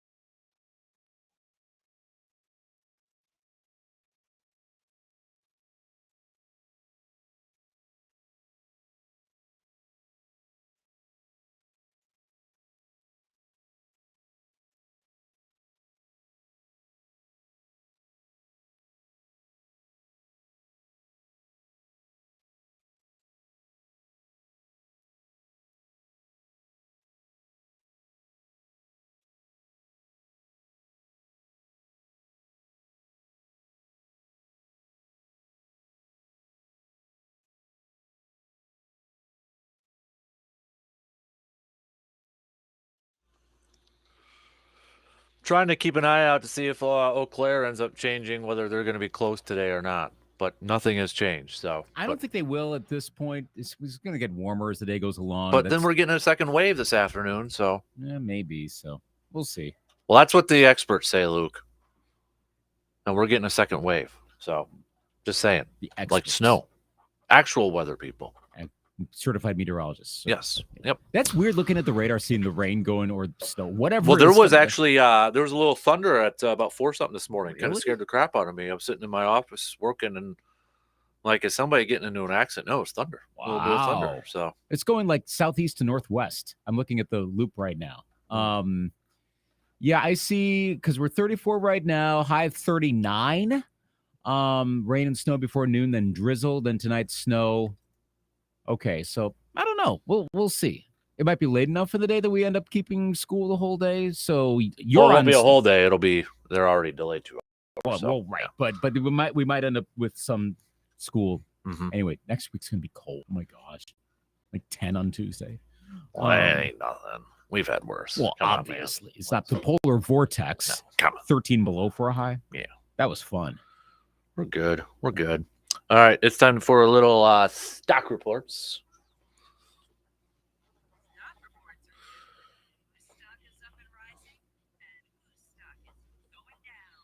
All right, Lucas, we'll lead it off with you. Who do you got for a stock riser right now? Well, what was it 2 weeks ago? I said the Milwaukee Brewers were a stock faller. Yeah. I mean, they're a stock riser now. Mm-hmm. Maybe more specifically, Matt Arnold. What a trade the other day. Yeah. It was, I mean, the reaction on Twitter, I was trying to gauge it because I was getting all of these, what? Huh? Is this? And I was trying to tell, is this usual Twitter sarcasm, which that really throws off how you try to evaluate something nowadays? Or were it actually Brewer fans going, this is really good? And it is really good. I mean, William Contreras would, with his OPS last year, the best on the Brewers if it translates over to this year. He would have been number one in a lot of offensive categories for the Brewers. It doesn't take a lot to do that, but I mean, I saw Brandon Berg's tweet on a potential lineup, if you counted like a potential Justin Turner signing, and it was a pretty solid one with, again, Contreras in the middle. He's not going to be that great defensively, but the Brewers need more offense, that more so than they need good catching and framing. They need better offense. And this was a really good deal, I think. Only giving up one prospect, which was a prospect from a position of depth for the Brewers in their farm system too. Outfielder Ruiz. So, and I mean, Ruiz might have been. Yeah, he might Ruiz. Okay, but Ruiz might have. I mean, he might have ended up being good, but that kind of goes back to the whole Brewers have 16 potential star outfielders at any given moment. So this was what they needed: more potential solid offense, youngerish player. I like the move. Matt Arnold did a good job to start with, and that's why I was a little wary on making too many evaluations because it's early, but there were indications that the Brewers were going to maybe sit out a lot. So I think that was a safe move to say they might be pretty quiet this offseason. I'm surprised, pleasantly surprised. My stock riser, I'm going to go with the Badger football program and some of the recruits that they got coming in, and some actually even staying with the program, removing their name from the transfer portal. So for all the doom and the gloom from, a week or two ago that they're not going to have enough players, they're not going to have anybody, I think they're doing a fairly good. Now that Luke Fickell's getting his staff together, they're hitting the recruiting trail. It's like, calm down. Take a chill pill, everybody. Simmer down. I like where it's trending right now. I like it. So I think stock rising, Badger football program right now. I think so. With their players. So stock falling. I guess Trey Lance at this point. It's a bit of an overreaction. And you know how I don't like to make evaluations based on like one game or 1.5 games or so, which is what we're doing with Brock Purdy at this point. Maybe 1 7/8 games. We want to be really precise. But okay, so it feels like some NFL players' careers would have entirely passed since we really saw Trey Lance do much of anything by the time we will likely next see him. Mm-hmm. And in the interim, if Purdy keeps doing this, and there are actually a good number of reasons to think that he will be a decent quarterback, maybe fitting the system well, what do you do if you're Lance? I mean, the 49ers come from a position of strength potentially. Again, we're doing a lot of projecting here, and this is the team that seems to be the most snake bit with injury. So for all we know, Brock Purdy's going to tear an ACL next week, and who's their backup? Who's his backup? Josh Johnson now on his 50th team. He's played for the Providence Steamroller at this point. Mm-hmm. If he continues to play at this rate, the 49ers have some options. And I won't go so far as to say that they would consider getting rid of Trey Lance immediately. And maybe it's Purdy and they still want to go all in on Lance. But also, when I say his stock is falling, this is not to say Trey Lance's his career is over. No, he might end up being a really good quarterback. But I don't know that he is the savior quarterback, next big star anymore in San Francisco. And thus, his stock is down a little bit. Mm-hmm. My stock down is college football, because you lose an icon like Mike Leach. I think your stock's down a little bit. Losing somebody like that. Did you catch yourself going over quotes and clips yesterday too? I didn't. Of Mike Leach? I didn't, but I mean, maybe that's because when stuff like that happens, I get a little bummed out. I'm like, man, I don't want to watch that right now because, gosh, he just died, and that is gonna bum me out to see that. Yeah, because he was so lively. Yeah, I mean, I was reading something, and when stuff like this happens, and you wish maybe you'd hear these stories before something like this would happen. But like other writers kind of coming up with some stories that they never told before, reading that like on Twitter or Facebook or wherever, you kind of wish those would come out a little bit earlier so you knew about it. But that's usually what happens. And just kind of reading some of that stuff, I didn't see a whole lot of negative stuff. I don't know if I know there was a player, what was it, like 2 weeks ago, was upset with Coach Leach, and he was, entering a transfer portal or something like that. But other than that, I mean, there's you look at some of the stories and you look at some of the we played a couple of them yesterday. I know when Brandon's going to be on Friday because that's like Brandon's favorite coach of all time. But you lose an icon like that. That's a big loss to the college football world. Yeah, it sucks. I think it was Paul Finnelbaum who said yesterday. He was telling a story about Tennessee, where like Tennessee offered him the job, but then that was when Tennessee was kind of the Drex. Yeah. But I think he said, if Mike Leach might have been with a big time program, that he would have a national champ. Would you agree with that? I don't know. It seemed just a little different. I mean, it's like, yeah, wow, shocker of an evaluation. But no, I think he was just different enough in his overall approach to coaching. I'm not sure that he would have quite gotten there. Like he was the guy to innovate, and I'm not sure if he was the guy to ultimately do everything the conventional way to win.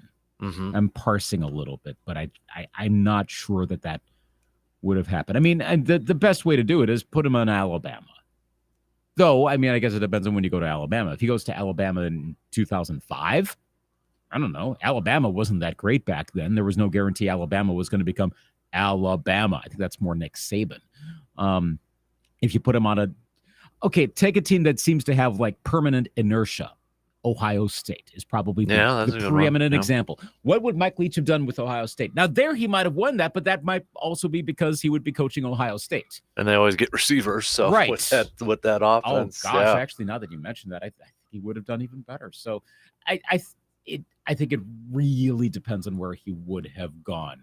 Beyond just the good programs, it would have had to have been maybe one where he would have gotten recruits anyway, and then anything that he did that was a little unconventional would have either been watered down enough, but that could also be turned into an asset. Yeah. So just sad news. So yeah, that just sucked. Between that and the Grant Wall news, I mean, did you see Peter King, by the way, just tweet about Grant Wall? I didn't see the tweet. I saw his write-up yesterday. Oh, no, it was about 20 minutes ago. He had his wife on the podcast. Yes. Aortic aneurysm. Yep.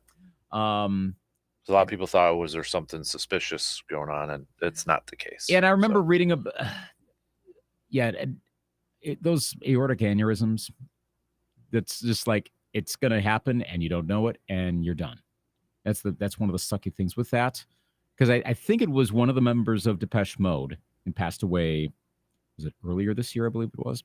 And I think that was also an aortic aneurysm. It's one of those, like, where does it come from? And suddenly he's gone. And I saw the Substack post that she wrote on Grant Wall's Substack. So she's writing on it and said that he had some chest pressure right before, would have been the initial symptoms. And then it happened. And as she said, no amount of CPR shocks would have saved him. Mm-hmm. That's haunting, honestly. Yeah. Definitely no foul play. I mean, I was not suspecting anything like that. I know it gets a little weird over in Qatar, but it's just no. Yeah, well, and I think people were connecting dots because of, the articles that he was kind of writing, and, he wasn't allowed in to a game because of the shirt he was wearing. So people are trying to connect some dots. And that's not it. And that sort of thing. So it sucks. I mean, I'm not like a hardcore reader of his, like I'm a Peter King writer, but I've been familiar with him and or reading the occasional story of his for a long, long time. Mm-hmm. He is to soccer what Peter King is to football. I think that's a safe analogy. Yeah. I would agree with that. Yeah. All right. We're going to get cut off here in just a few seconds, so we'll kick off the final hour doing another edition of Showdown for our bracket challenge here. So we got 1986 going up against 1999. Which year was the best year in terms of sports, movies and music and such? We'll hit that up, and plus we've got a good vibes story coming up in the final hour as well. So you can play along with us if you'd like. Shoot us a text on that Shoe Doctor's bullpen line. Unless you're driving, don't drive. Or don't drive and text. Well, how about don't do either one for a little bit? Yeah. Number 715-830-1912. Quick break. We'll be back to kick off the final hour on this Wednesday morning.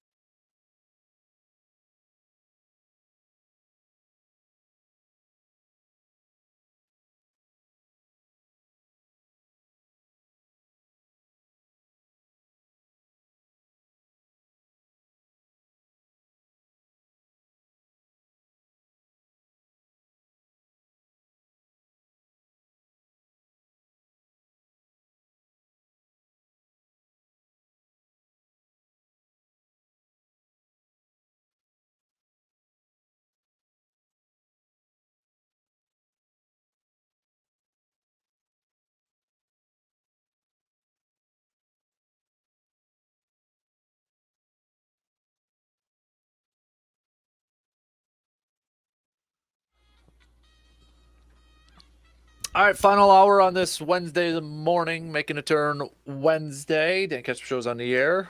Quick reminder on the 23rd, next Friday, December 23rd, we're going to celebrate Festivus the right way. Airing of grievances, feats of strengths. We got metal poles. We're going to be at the Dodge doing the show 6A to 9A.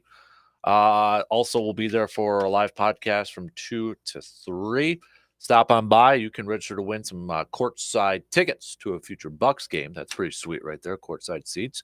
And I've got some free tap beer coupons tickets to give you too. So stop on by December 23rd. Festivus to Dodge, 6A to 9A.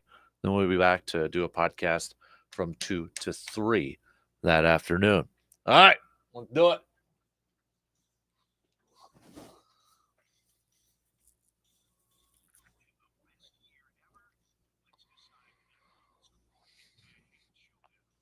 All right, Showdown, another edition here. Our bracket challenge continues to decide what year is the best year of all time, as decided on by the categories of sports, movies, and music. We got 86 versus 99. 99, baby. Let's kick it off with 86 in sports. Now, this team gets referenced by a different year, but they technically won the Super Bowl this year in 86. That would be the Chicago Bears, the 85 Bears.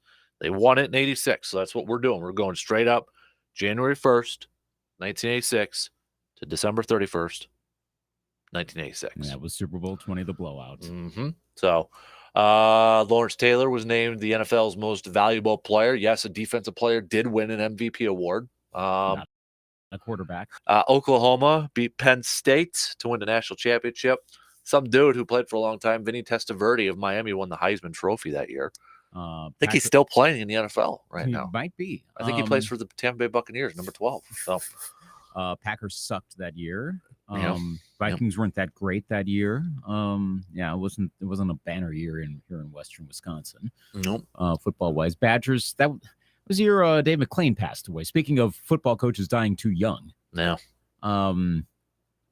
It wasn't that great football wise. 86 was also the year in baseball. Bill Buckner. Okay, if you're talking memorable moments, Yep. 1986, the playoffs between, the Buckner play, obviously, but look at the LCS, the Astros and the Mets going to extras for the Mets to clinch there, which that wasn't a game 7, but that still went a long ways. And then the ALCS and the infamous Donnie Moore, Dave Henderson play. The Angels were like a pitch away from the World Series, and then bam, home run. I don't know that there are many, I want to go through and think, but I think it's safe to say that the 1986 playoffs may have been the most dramatic playoffs in baseball history. That says a lot. That absolutely does. There was also a big moment in the golf world in 86. Jack Nicklaus became the oldest Masters winner and wins his last major golf championship. Yep. So that pretty was memorable there. Hey, Greg Norman won the Open. Oh, congrats, Greg. We had something else popping up here, and I just lost it. Where did tennis? It go? Boris Becker won at Wimbledon. Yvonne Lendl won French and U.S. Opens. Martina won Navratilova.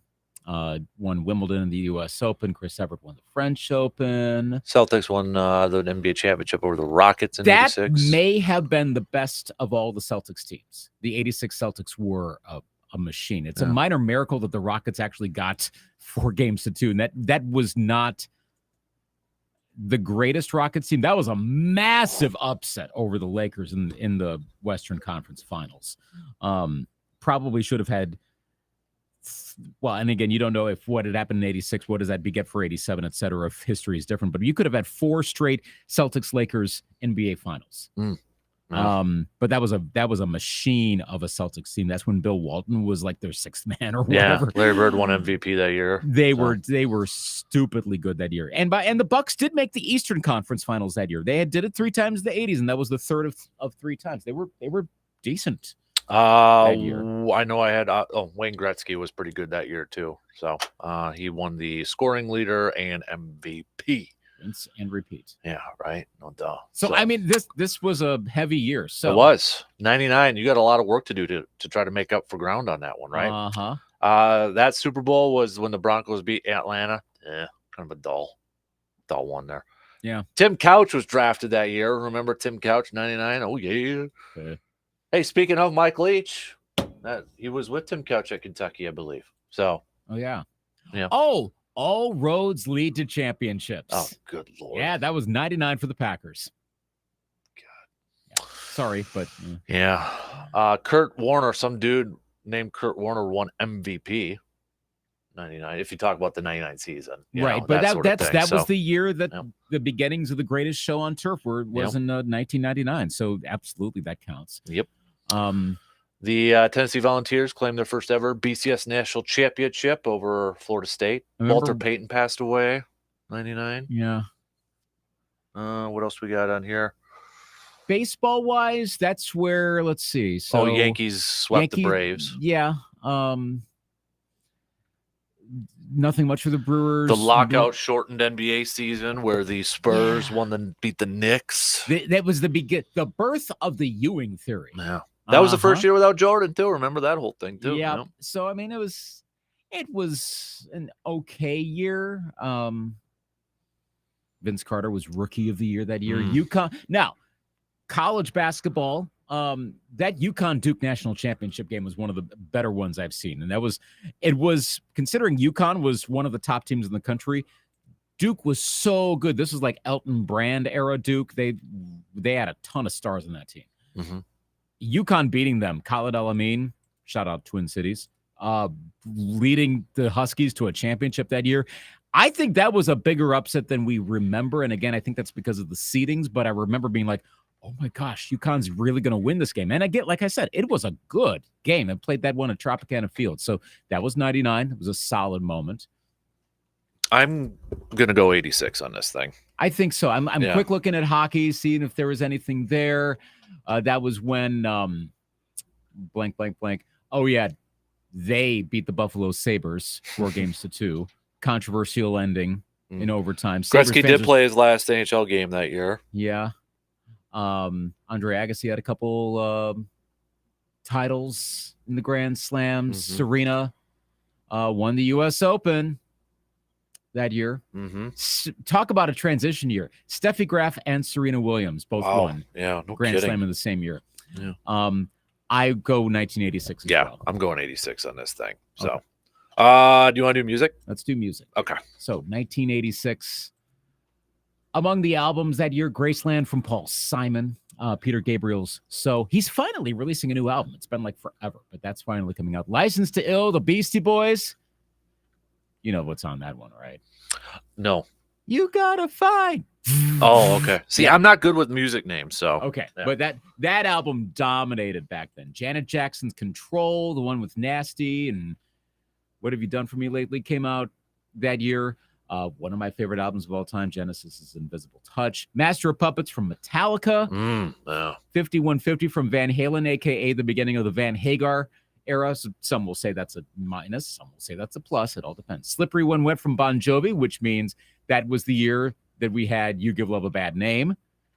And also on that album, while they were hits in 87, we're Living on a Prayer and Wanted Dead or Alive. Bigger hits of that year. I mean, again, a lot of these came out in 85, but they were hits in 86. Burning Heart from Survivor. Oh, yeah. Party All the Time from Eddie Murphy. All the time. Burning Heart. Yeah. Underrated Rocky IV soundtrack song. What else from that year? That's What Friends Are For was number one that year. Glory of Love, Karate Kid Part 2.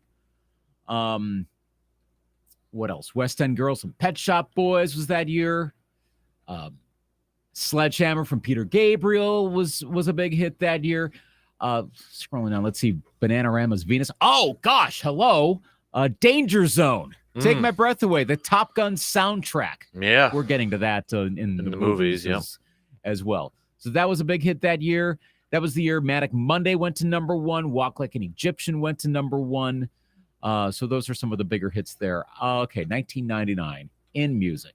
albums. Californication came out from Red Hot Chili Peppers.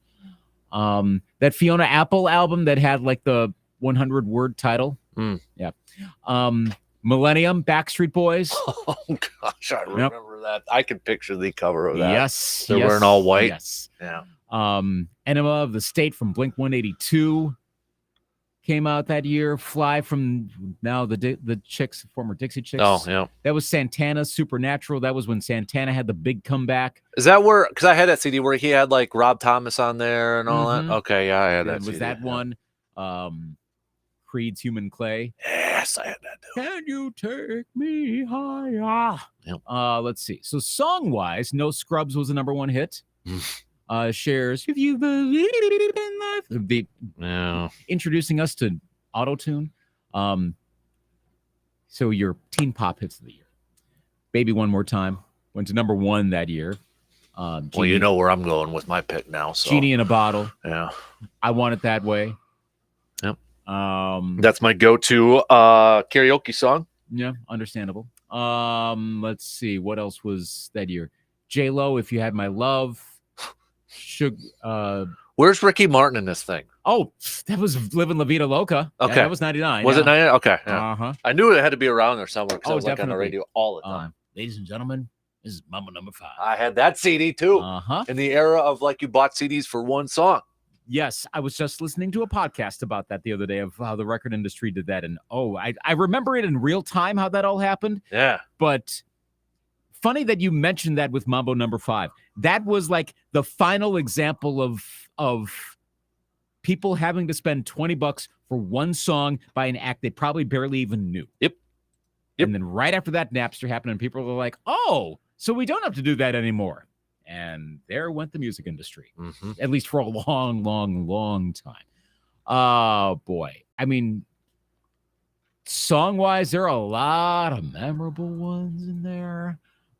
Someday from Sugar Ray was a hit that year. The black and white music video. See, now we're in my neck of the woods. Right Fly now. Away, Lenny Kravitz was out that year.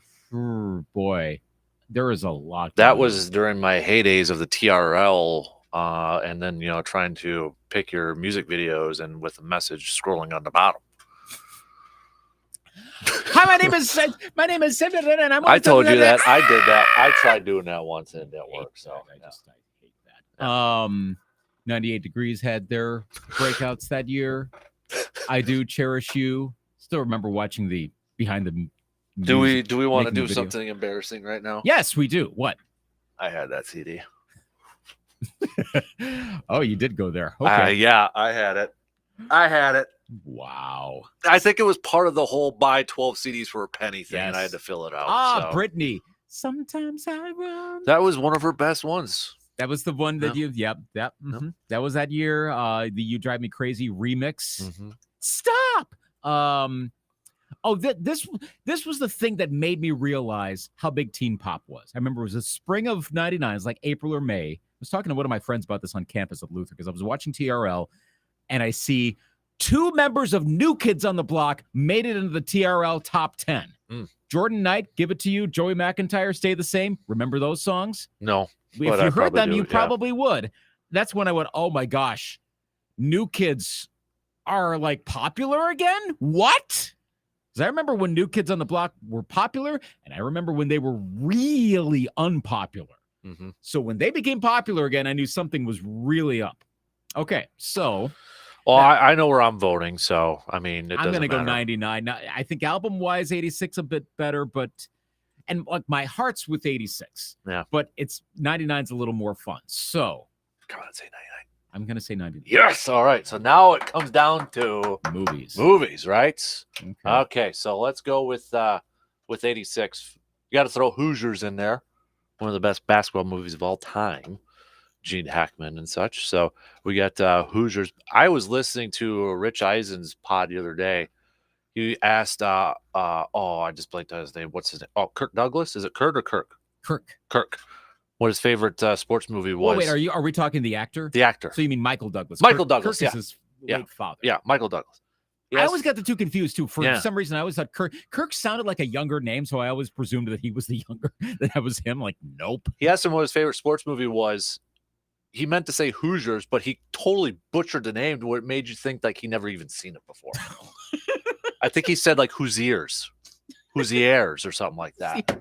Yeah, I was like, okay, did you even see that movie? Yeah. French art movie. Right. So Hoosiers was in 86. Top Gun. I don't know where you're starting, but I'm going from bottom up. Okay. So yeah, but yeah, you had Top Gun on there.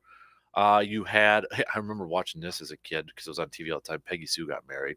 Yes. Nicolas Cage with that An American weird voice Tail. accent. Yeah. Yeah. The Voyage Home, Star Trek 4. We've got Karate Kid Part 2. And I think you mentioned that in music too. We got Solid. Howard the Duck. Interesting movie. I Got love a lot of attention, and it just didn't go over that well. Yeah. Color of Money. That's rated as a highly rated sports movie. Crocodile Dundee. Yep. Short Circuit. Short Circuit was one of my favorite movies as a kid. In fact, it's still Johnny Five. That's what we name our automatic vacuum cleaner at our house is Johnny Five because of Short Nice. Circuit. So, Little Shop of Horrors, Three Uh-huh. Amigos. Yes. Yes. The Fly. Yeah. Pretty in 9.5 Pink. Yeah, 9.5 weeks was an interesting one. Soul Man, let's just say that one doesn't hold up that well today. Platoon. So Platoon's on there. Your favorite movie of all time, Ferris Bueller's Day Off. Yes. Aliens. Labyrinth. There's a certain group that swears by that movie to this day. Mm.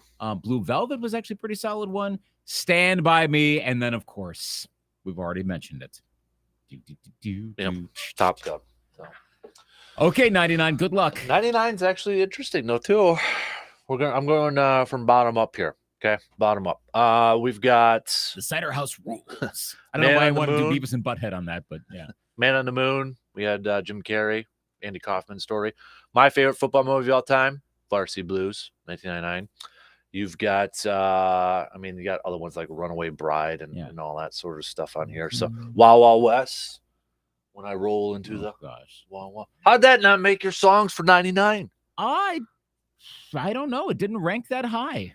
What? No, it didn't. I had that CD too. I think that was the beginning of the okay, yeah, sure. Will Smith's got a like, because I remember when it came out and it was a big deal, but I think that was the first of like, oh, this is just going to be a big hit because it's Will Smith, and people were like, I don't know. And I'm not making any connection to what happened at the I'm just saying it's the hype machine, and it doesn't always, kind of like Austin Powers, The Spy Who Shagged Me.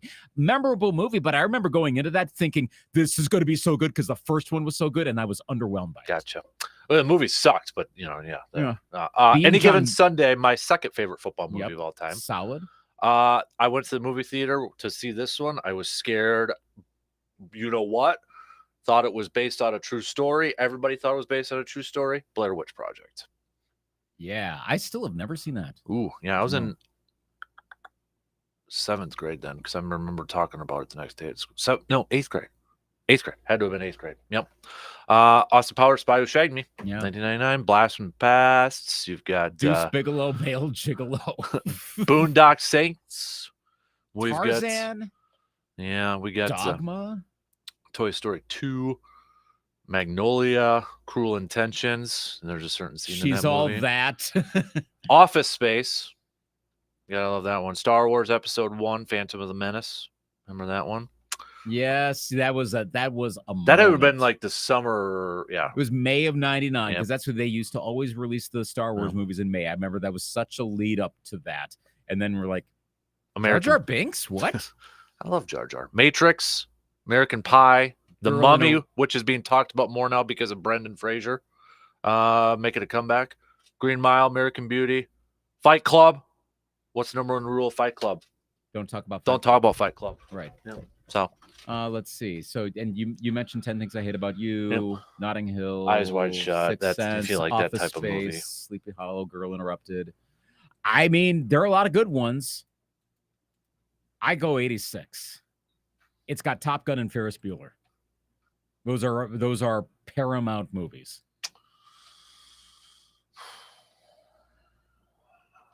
I think, and I know it's getting into your like nostalgic wheelhouse, but man, where are we without Top Gun and Ferris Bueller? Yeah, I might have to go. Although I do have a lot of these memories of these 99 movies. I really do. Big Daddy, I mean, it still makes you cry. I mean, gosh, this is hard for me. Yeah. But I might have to go 86 for the movies. I'll go 86, but I have the right to change my vote later, before 9 o'clock. Okay. Okay. So Yeah. Right now it's 86. I'll even put the little check mark next to it. 86 with an asterisk. Okay. Unless somebody can convince me otherwise. And make a good case. Yeah. I feel like 86 is top heavy. 99's got a little bit more bench depth. That's true. So I'm going with the top heavy. But I will say this isn't like those 70s ones where they're like two like mega like Pantheon level movies, and then it because I think you got to go to the next page to see Hoosiers in 86, and that's a classic for crying out loud. So yeah, and I mean, and again, when I was going down towards the bottom of the top 50 for 86, there's still some decent movies in there. Oh yeah. Yep. And again, a good number that have come around after time.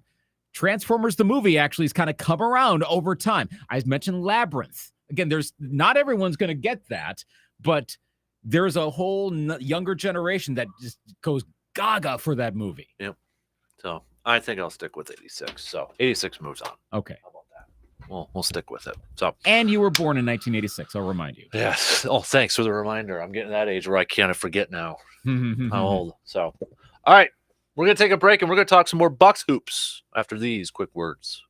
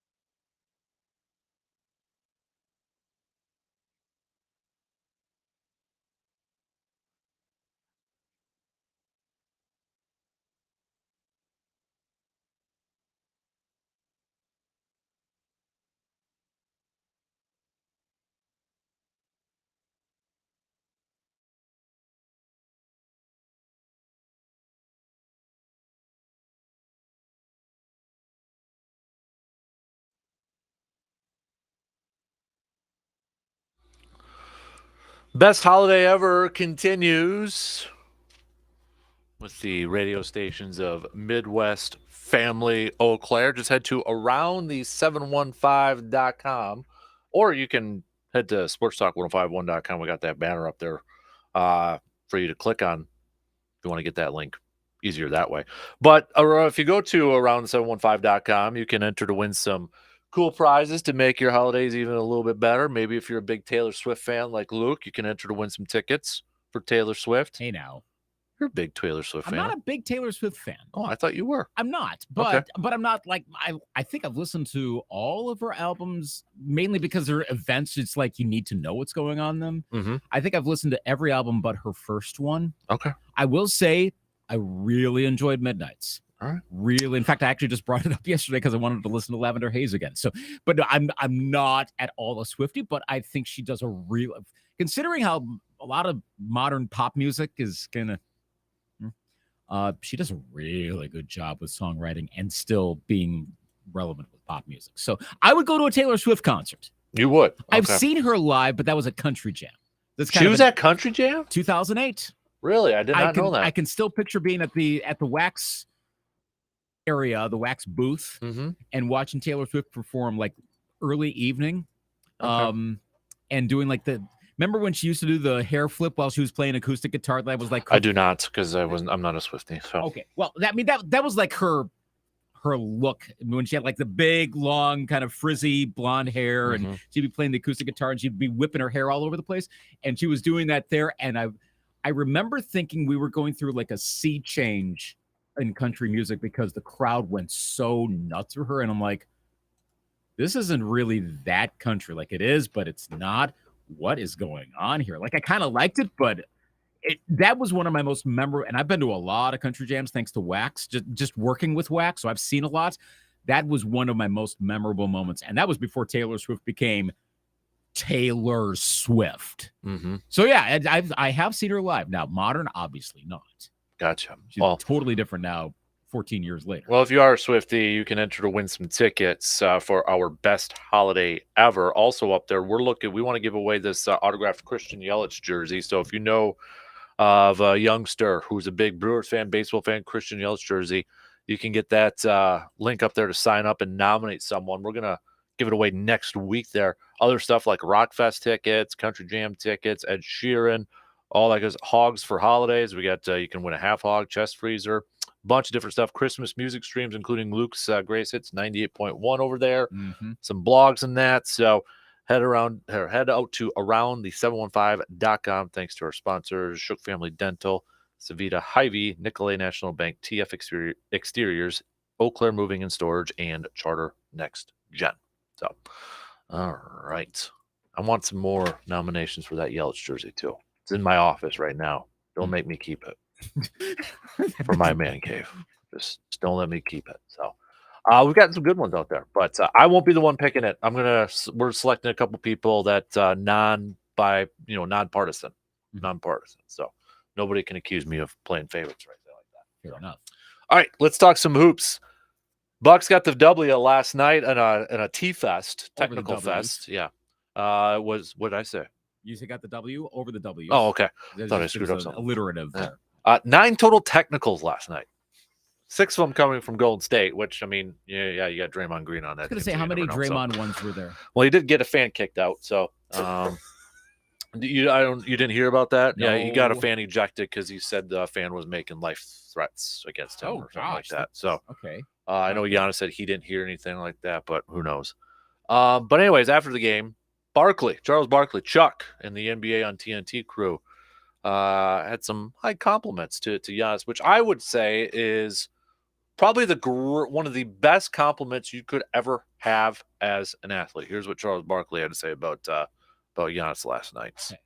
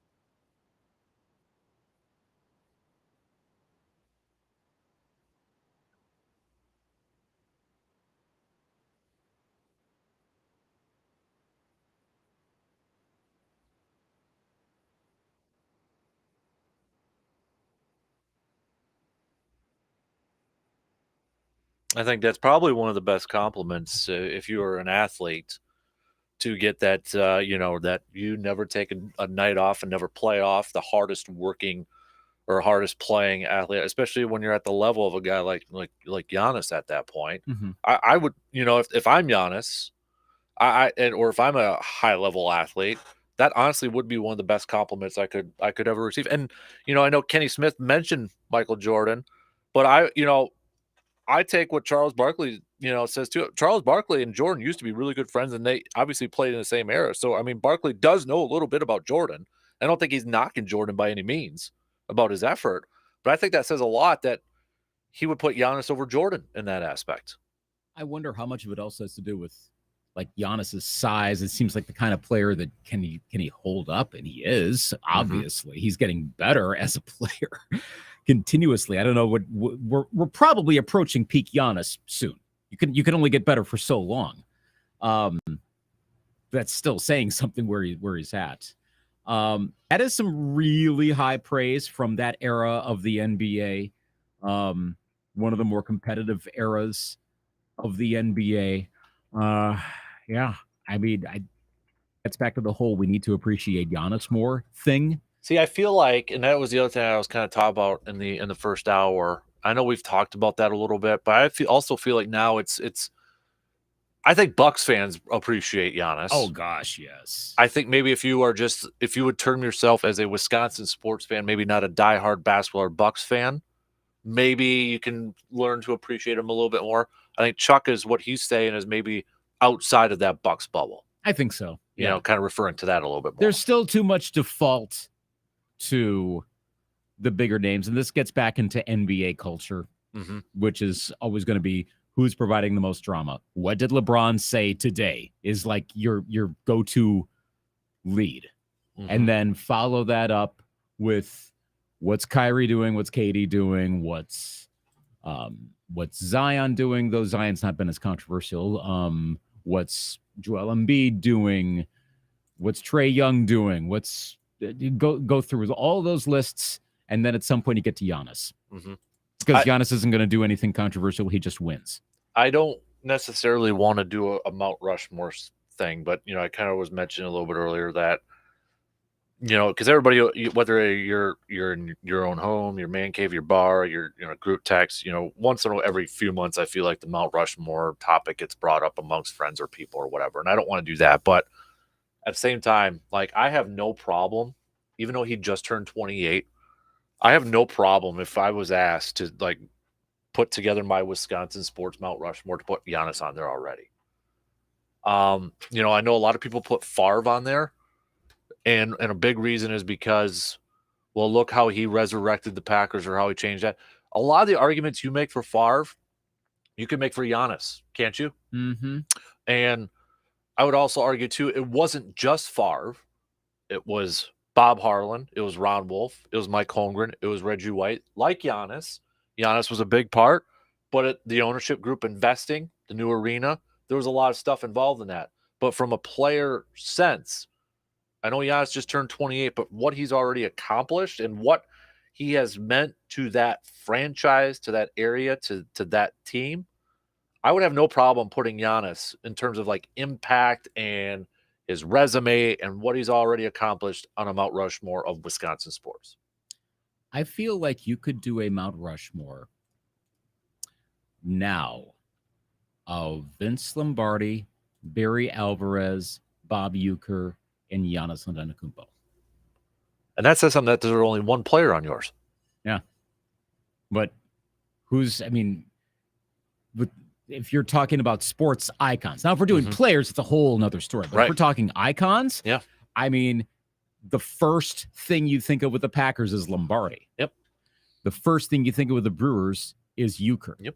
The first thing you think of with Badger sports is, you might have to think a little bit, but it's going to be Barry Alvarez more than anyone else. And the first thing you think of with the Bucks is Giannis. Now, that's also if we're trying to find a slot for the four big ones. Now, if we're just doing total rankings, see, now that's the quarterback thing with the Packers throws that all off, because do you prefer the Star approach? Do you prefer the Favre approach? Do you prefer the Rodgers approach? And the Rodgers thing is not yet done. I mean, what if they go on a miracle run I can't believe we're saying a miracle run, but it's true. They go on a miracle run to a Super Bowl title this year. That changes that. So that also, what if Giannis breaks a leg, pulls a Theismann this year, and his career is over? How dare you? I know, but what if that happens? Does that change Giannis? I think we're kind of presuming that he's going to be one of the greats for the next few years, and there's every reason to believe that's going to be the case. But I think you can...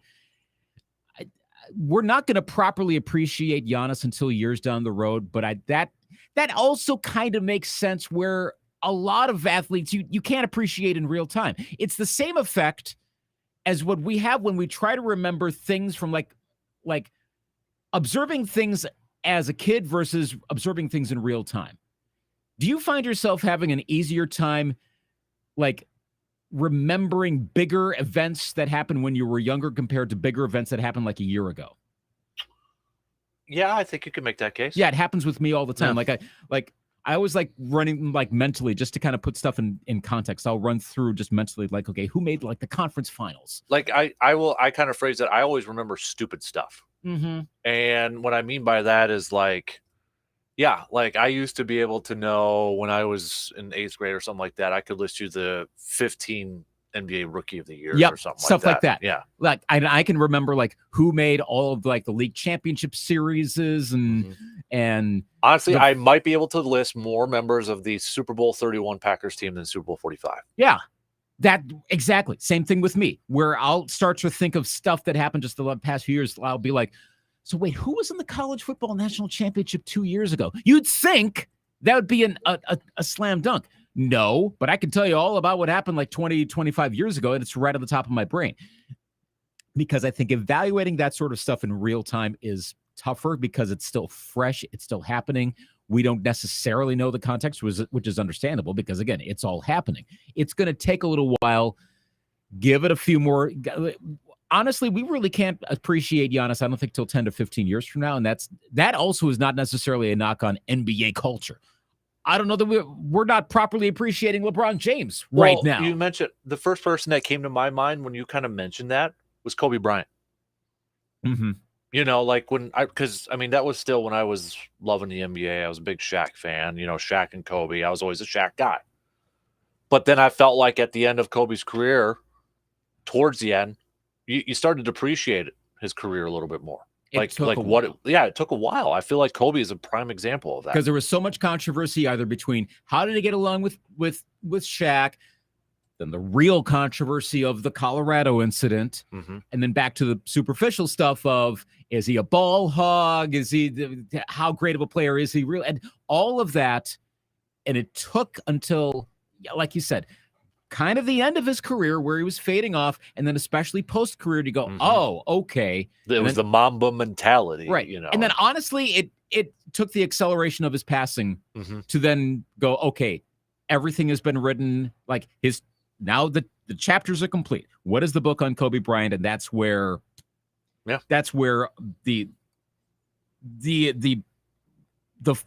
proper appreciation of Kobe Bryant, which again, we lived through it. It wasn't there in real time. I mean, kids more so, but those of us that were like adults, like, again, I remember there being tons of probably more criticism than appreciation of Kobe Bryant. Oh yeah, 100%. 100%. I have hardly heard any of that since he passed away.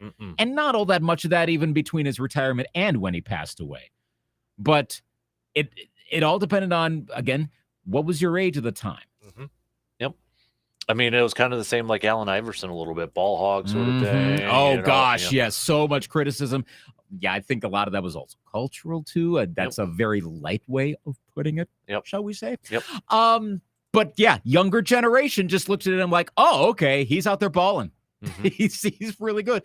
And Allen Iverson's reputation, again, get out of like off the court stuff.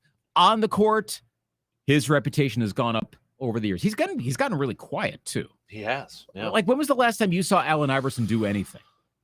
I did see. I don't know if it was this year. It might have just been resurfaced. Something with Giannis, I think. Like he was at a practice or something like that. But again, that might have been resurfaced. Yeah, like I can barely remember the last time I heard Allen Iverson even say anything. I mean, sure, it's out there. It's just it never pops out there. And granted, not a fair comparison with Kobe Bryant because he was creating a media career of his own. Allen Iverson has chosen not to do that. Fine. So it's apples to oranges there. Yeah. So the question I was kind of asking yesterday, because Giannis had eclipsed 15,000 career points, right? Mm-hmm. Will he finish his career in the top 10 all time of scoring? And right now at number 10 is Moses Malone at 27,409. Carmelo Anthony is at number 9. I think he will. I think so as well. Because he's more of a scorer than like a center that would break down. And Giannis seems so adaptable with his game. He'll find some way just to get buckets that may not involve, again, Euro steps, stuff like that. I think he does. I think he does too. I really do. And again, not counting, injury, well, you could apply that to every player. So if everything holds, I think he does. Because I was looking at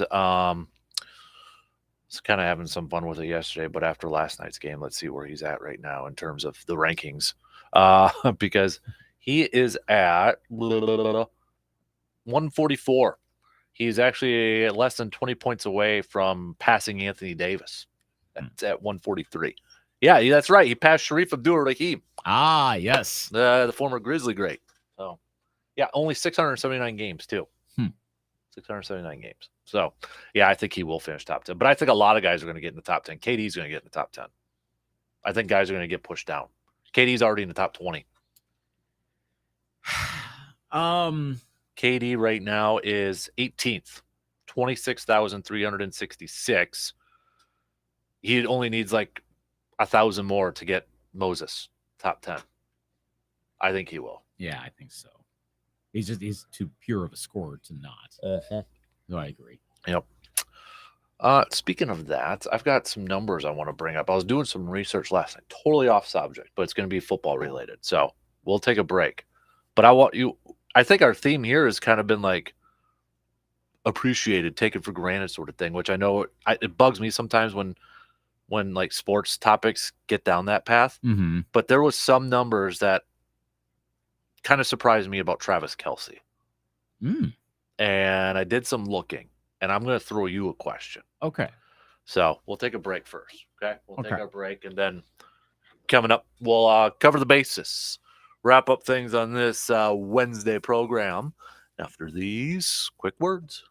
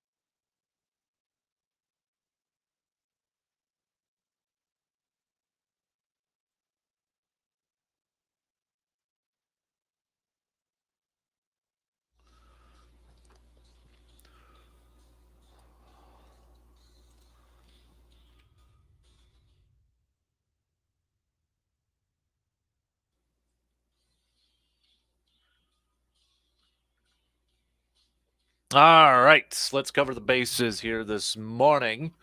So, because Travis Kelce the other day got over 10,000 career receiving yards, right? Yeah. And I was thinking, I'm like, okay, unless you're a fantasy football owner, you probably like, okay, yeah, I definitely appreciate Travis Kelce, because he performed. I was looking at some of the numbers. He averages about 70 some yards per game throughout his career.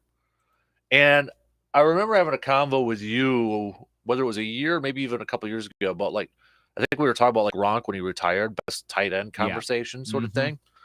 And I'm like, okay, I want to look at some of the numbers here. So, because Kelce and Gronk have played almost the same amount of games. Kelsey's got 140, Gronk's got 143. Gronk finished his career with 621 receptions, 9,286 yards, and 92 touchdowns. Kelce, in 3 fewer games, 785 receptions, 10,045 yards, does have fewer touchdowns, 69. Does Travis Kelce, do we not appreciate Travis Kelce that much?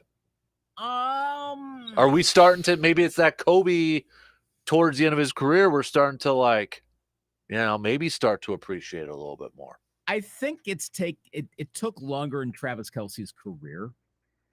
Because earlier on, I think I knew him more for didn't he do something on the field? It was like a personal foul, or there was something he did where it was just not cool. Mm-hmm. I don't remember. Do you remember that?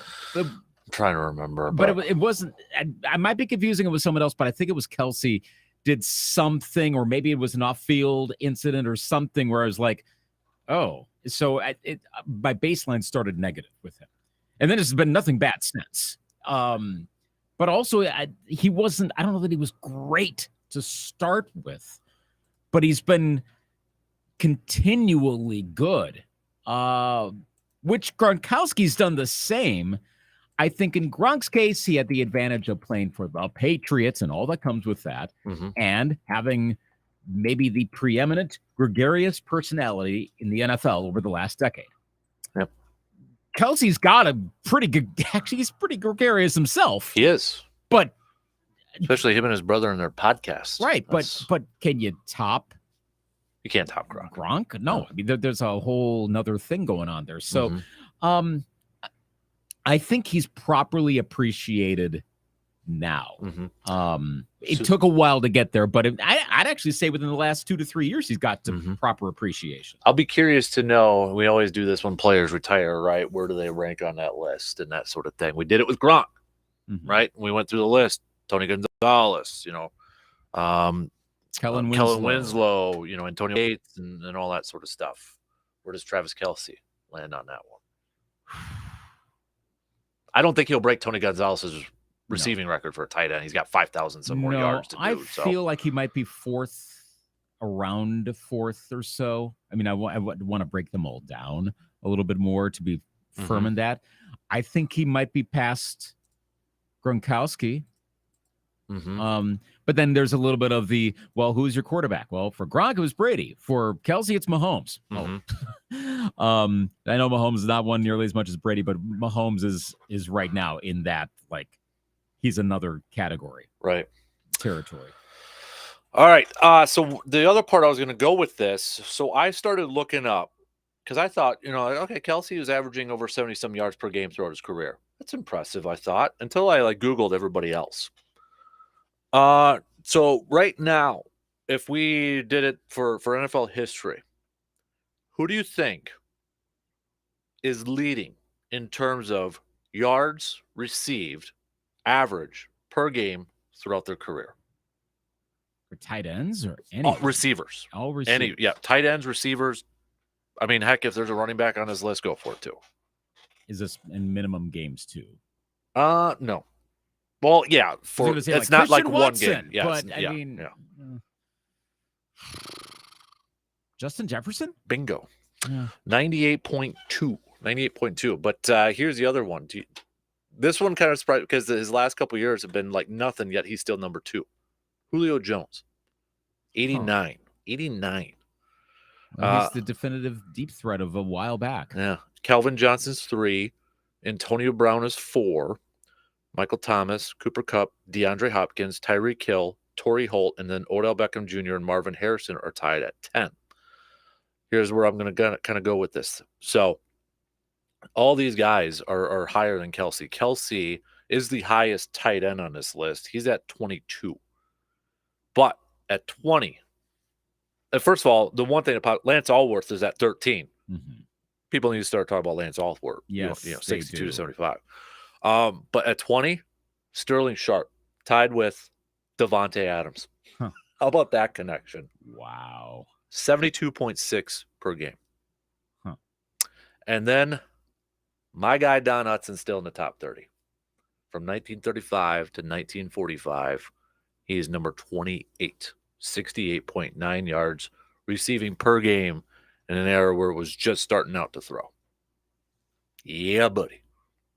I wonder if there's going to be a slowdown in the receiving yards at some point soon. I mean, I know this year we've had fewer points scored. I'm not sure where that's exactly at right now, but I know at one point like scoring was definitely down. I think that speaks to the cycle of the NFL. As much as all the rules have been changed to protect the quarterback and have a lot of offense, I know, but defenses are not going to be completely neutered. They will figure stuff out, and running backs will become more of a factor, and then stuff continues to move. So whereas maybe 2-3 years ago, we were probably going, oh my gosh, everyone's going to be like the 30th ranked receiver in the league in a given year is going to be like an all-timer by 1990 standards. Well, I don't know if that's necessarily going to be the case. Yeah. It's just, I thought that some of these numbers were really like Jerry Rice is outside the top 10. He's 12th, 75.6. But he had that's the West Coast offense. That's not predicated. There's a term that you always hear in sports talk, predicated. Have you noticed that? You don't really hear predicated. No. It's like burning a timeout. But that's an offense that was not predicated on big, deep plays. Jerry Rice was not the Hail Mary threat. Right. He was chunks of yards, keep them moving down the field at a relatively quick pace. Bingo, Montana to Rice. Trying to look at who do you outside? So Justin Jefferson, Julio Jones, Michael Thomas, Cooper. Yeah, of the top 10, 1, 2, 3, 4, 5, 6 are still active. If that tells you anything, and that doesn't count Odell Beckham Jr., who's going to be, I think, playing next year. Probably, but maybe the style of the game then too, that sort of thing. But yeah. Keenan Allen's 18th for what it's worth. Interesting. The oft injured Keenan Allen. Yep. But my boy Don is still there, hanging tough at 28 in the top 30. I'm liking it. So you think Keenan Allen's in there in part because that. What do you think Randy Moss is ranked? Really quick. You talk about deep threats. Yeah. 8th. 25th. Really? Right above Don Hutson. Wow. 70.1. Well, you know what? I wonder if he was hurt by being on a team with Chris Carter for a lot of the productive years of his career. Or he was just hurt with the Raiders. That too. Yeah. Just pointing out what it is. And he had his renaissance here with the Patriots, but the Patriots weren't always airing it out in 2007. Yeah. And then the Vikings again and the Titans. So, all right. That's going to do it for us. If you have to head out on the roads, be careful, be safe. Rest of you, DP and the Danites, they're up next. We'll be back at it again tomorrow morning, just past 6. Have a good day. We'll talk to you then.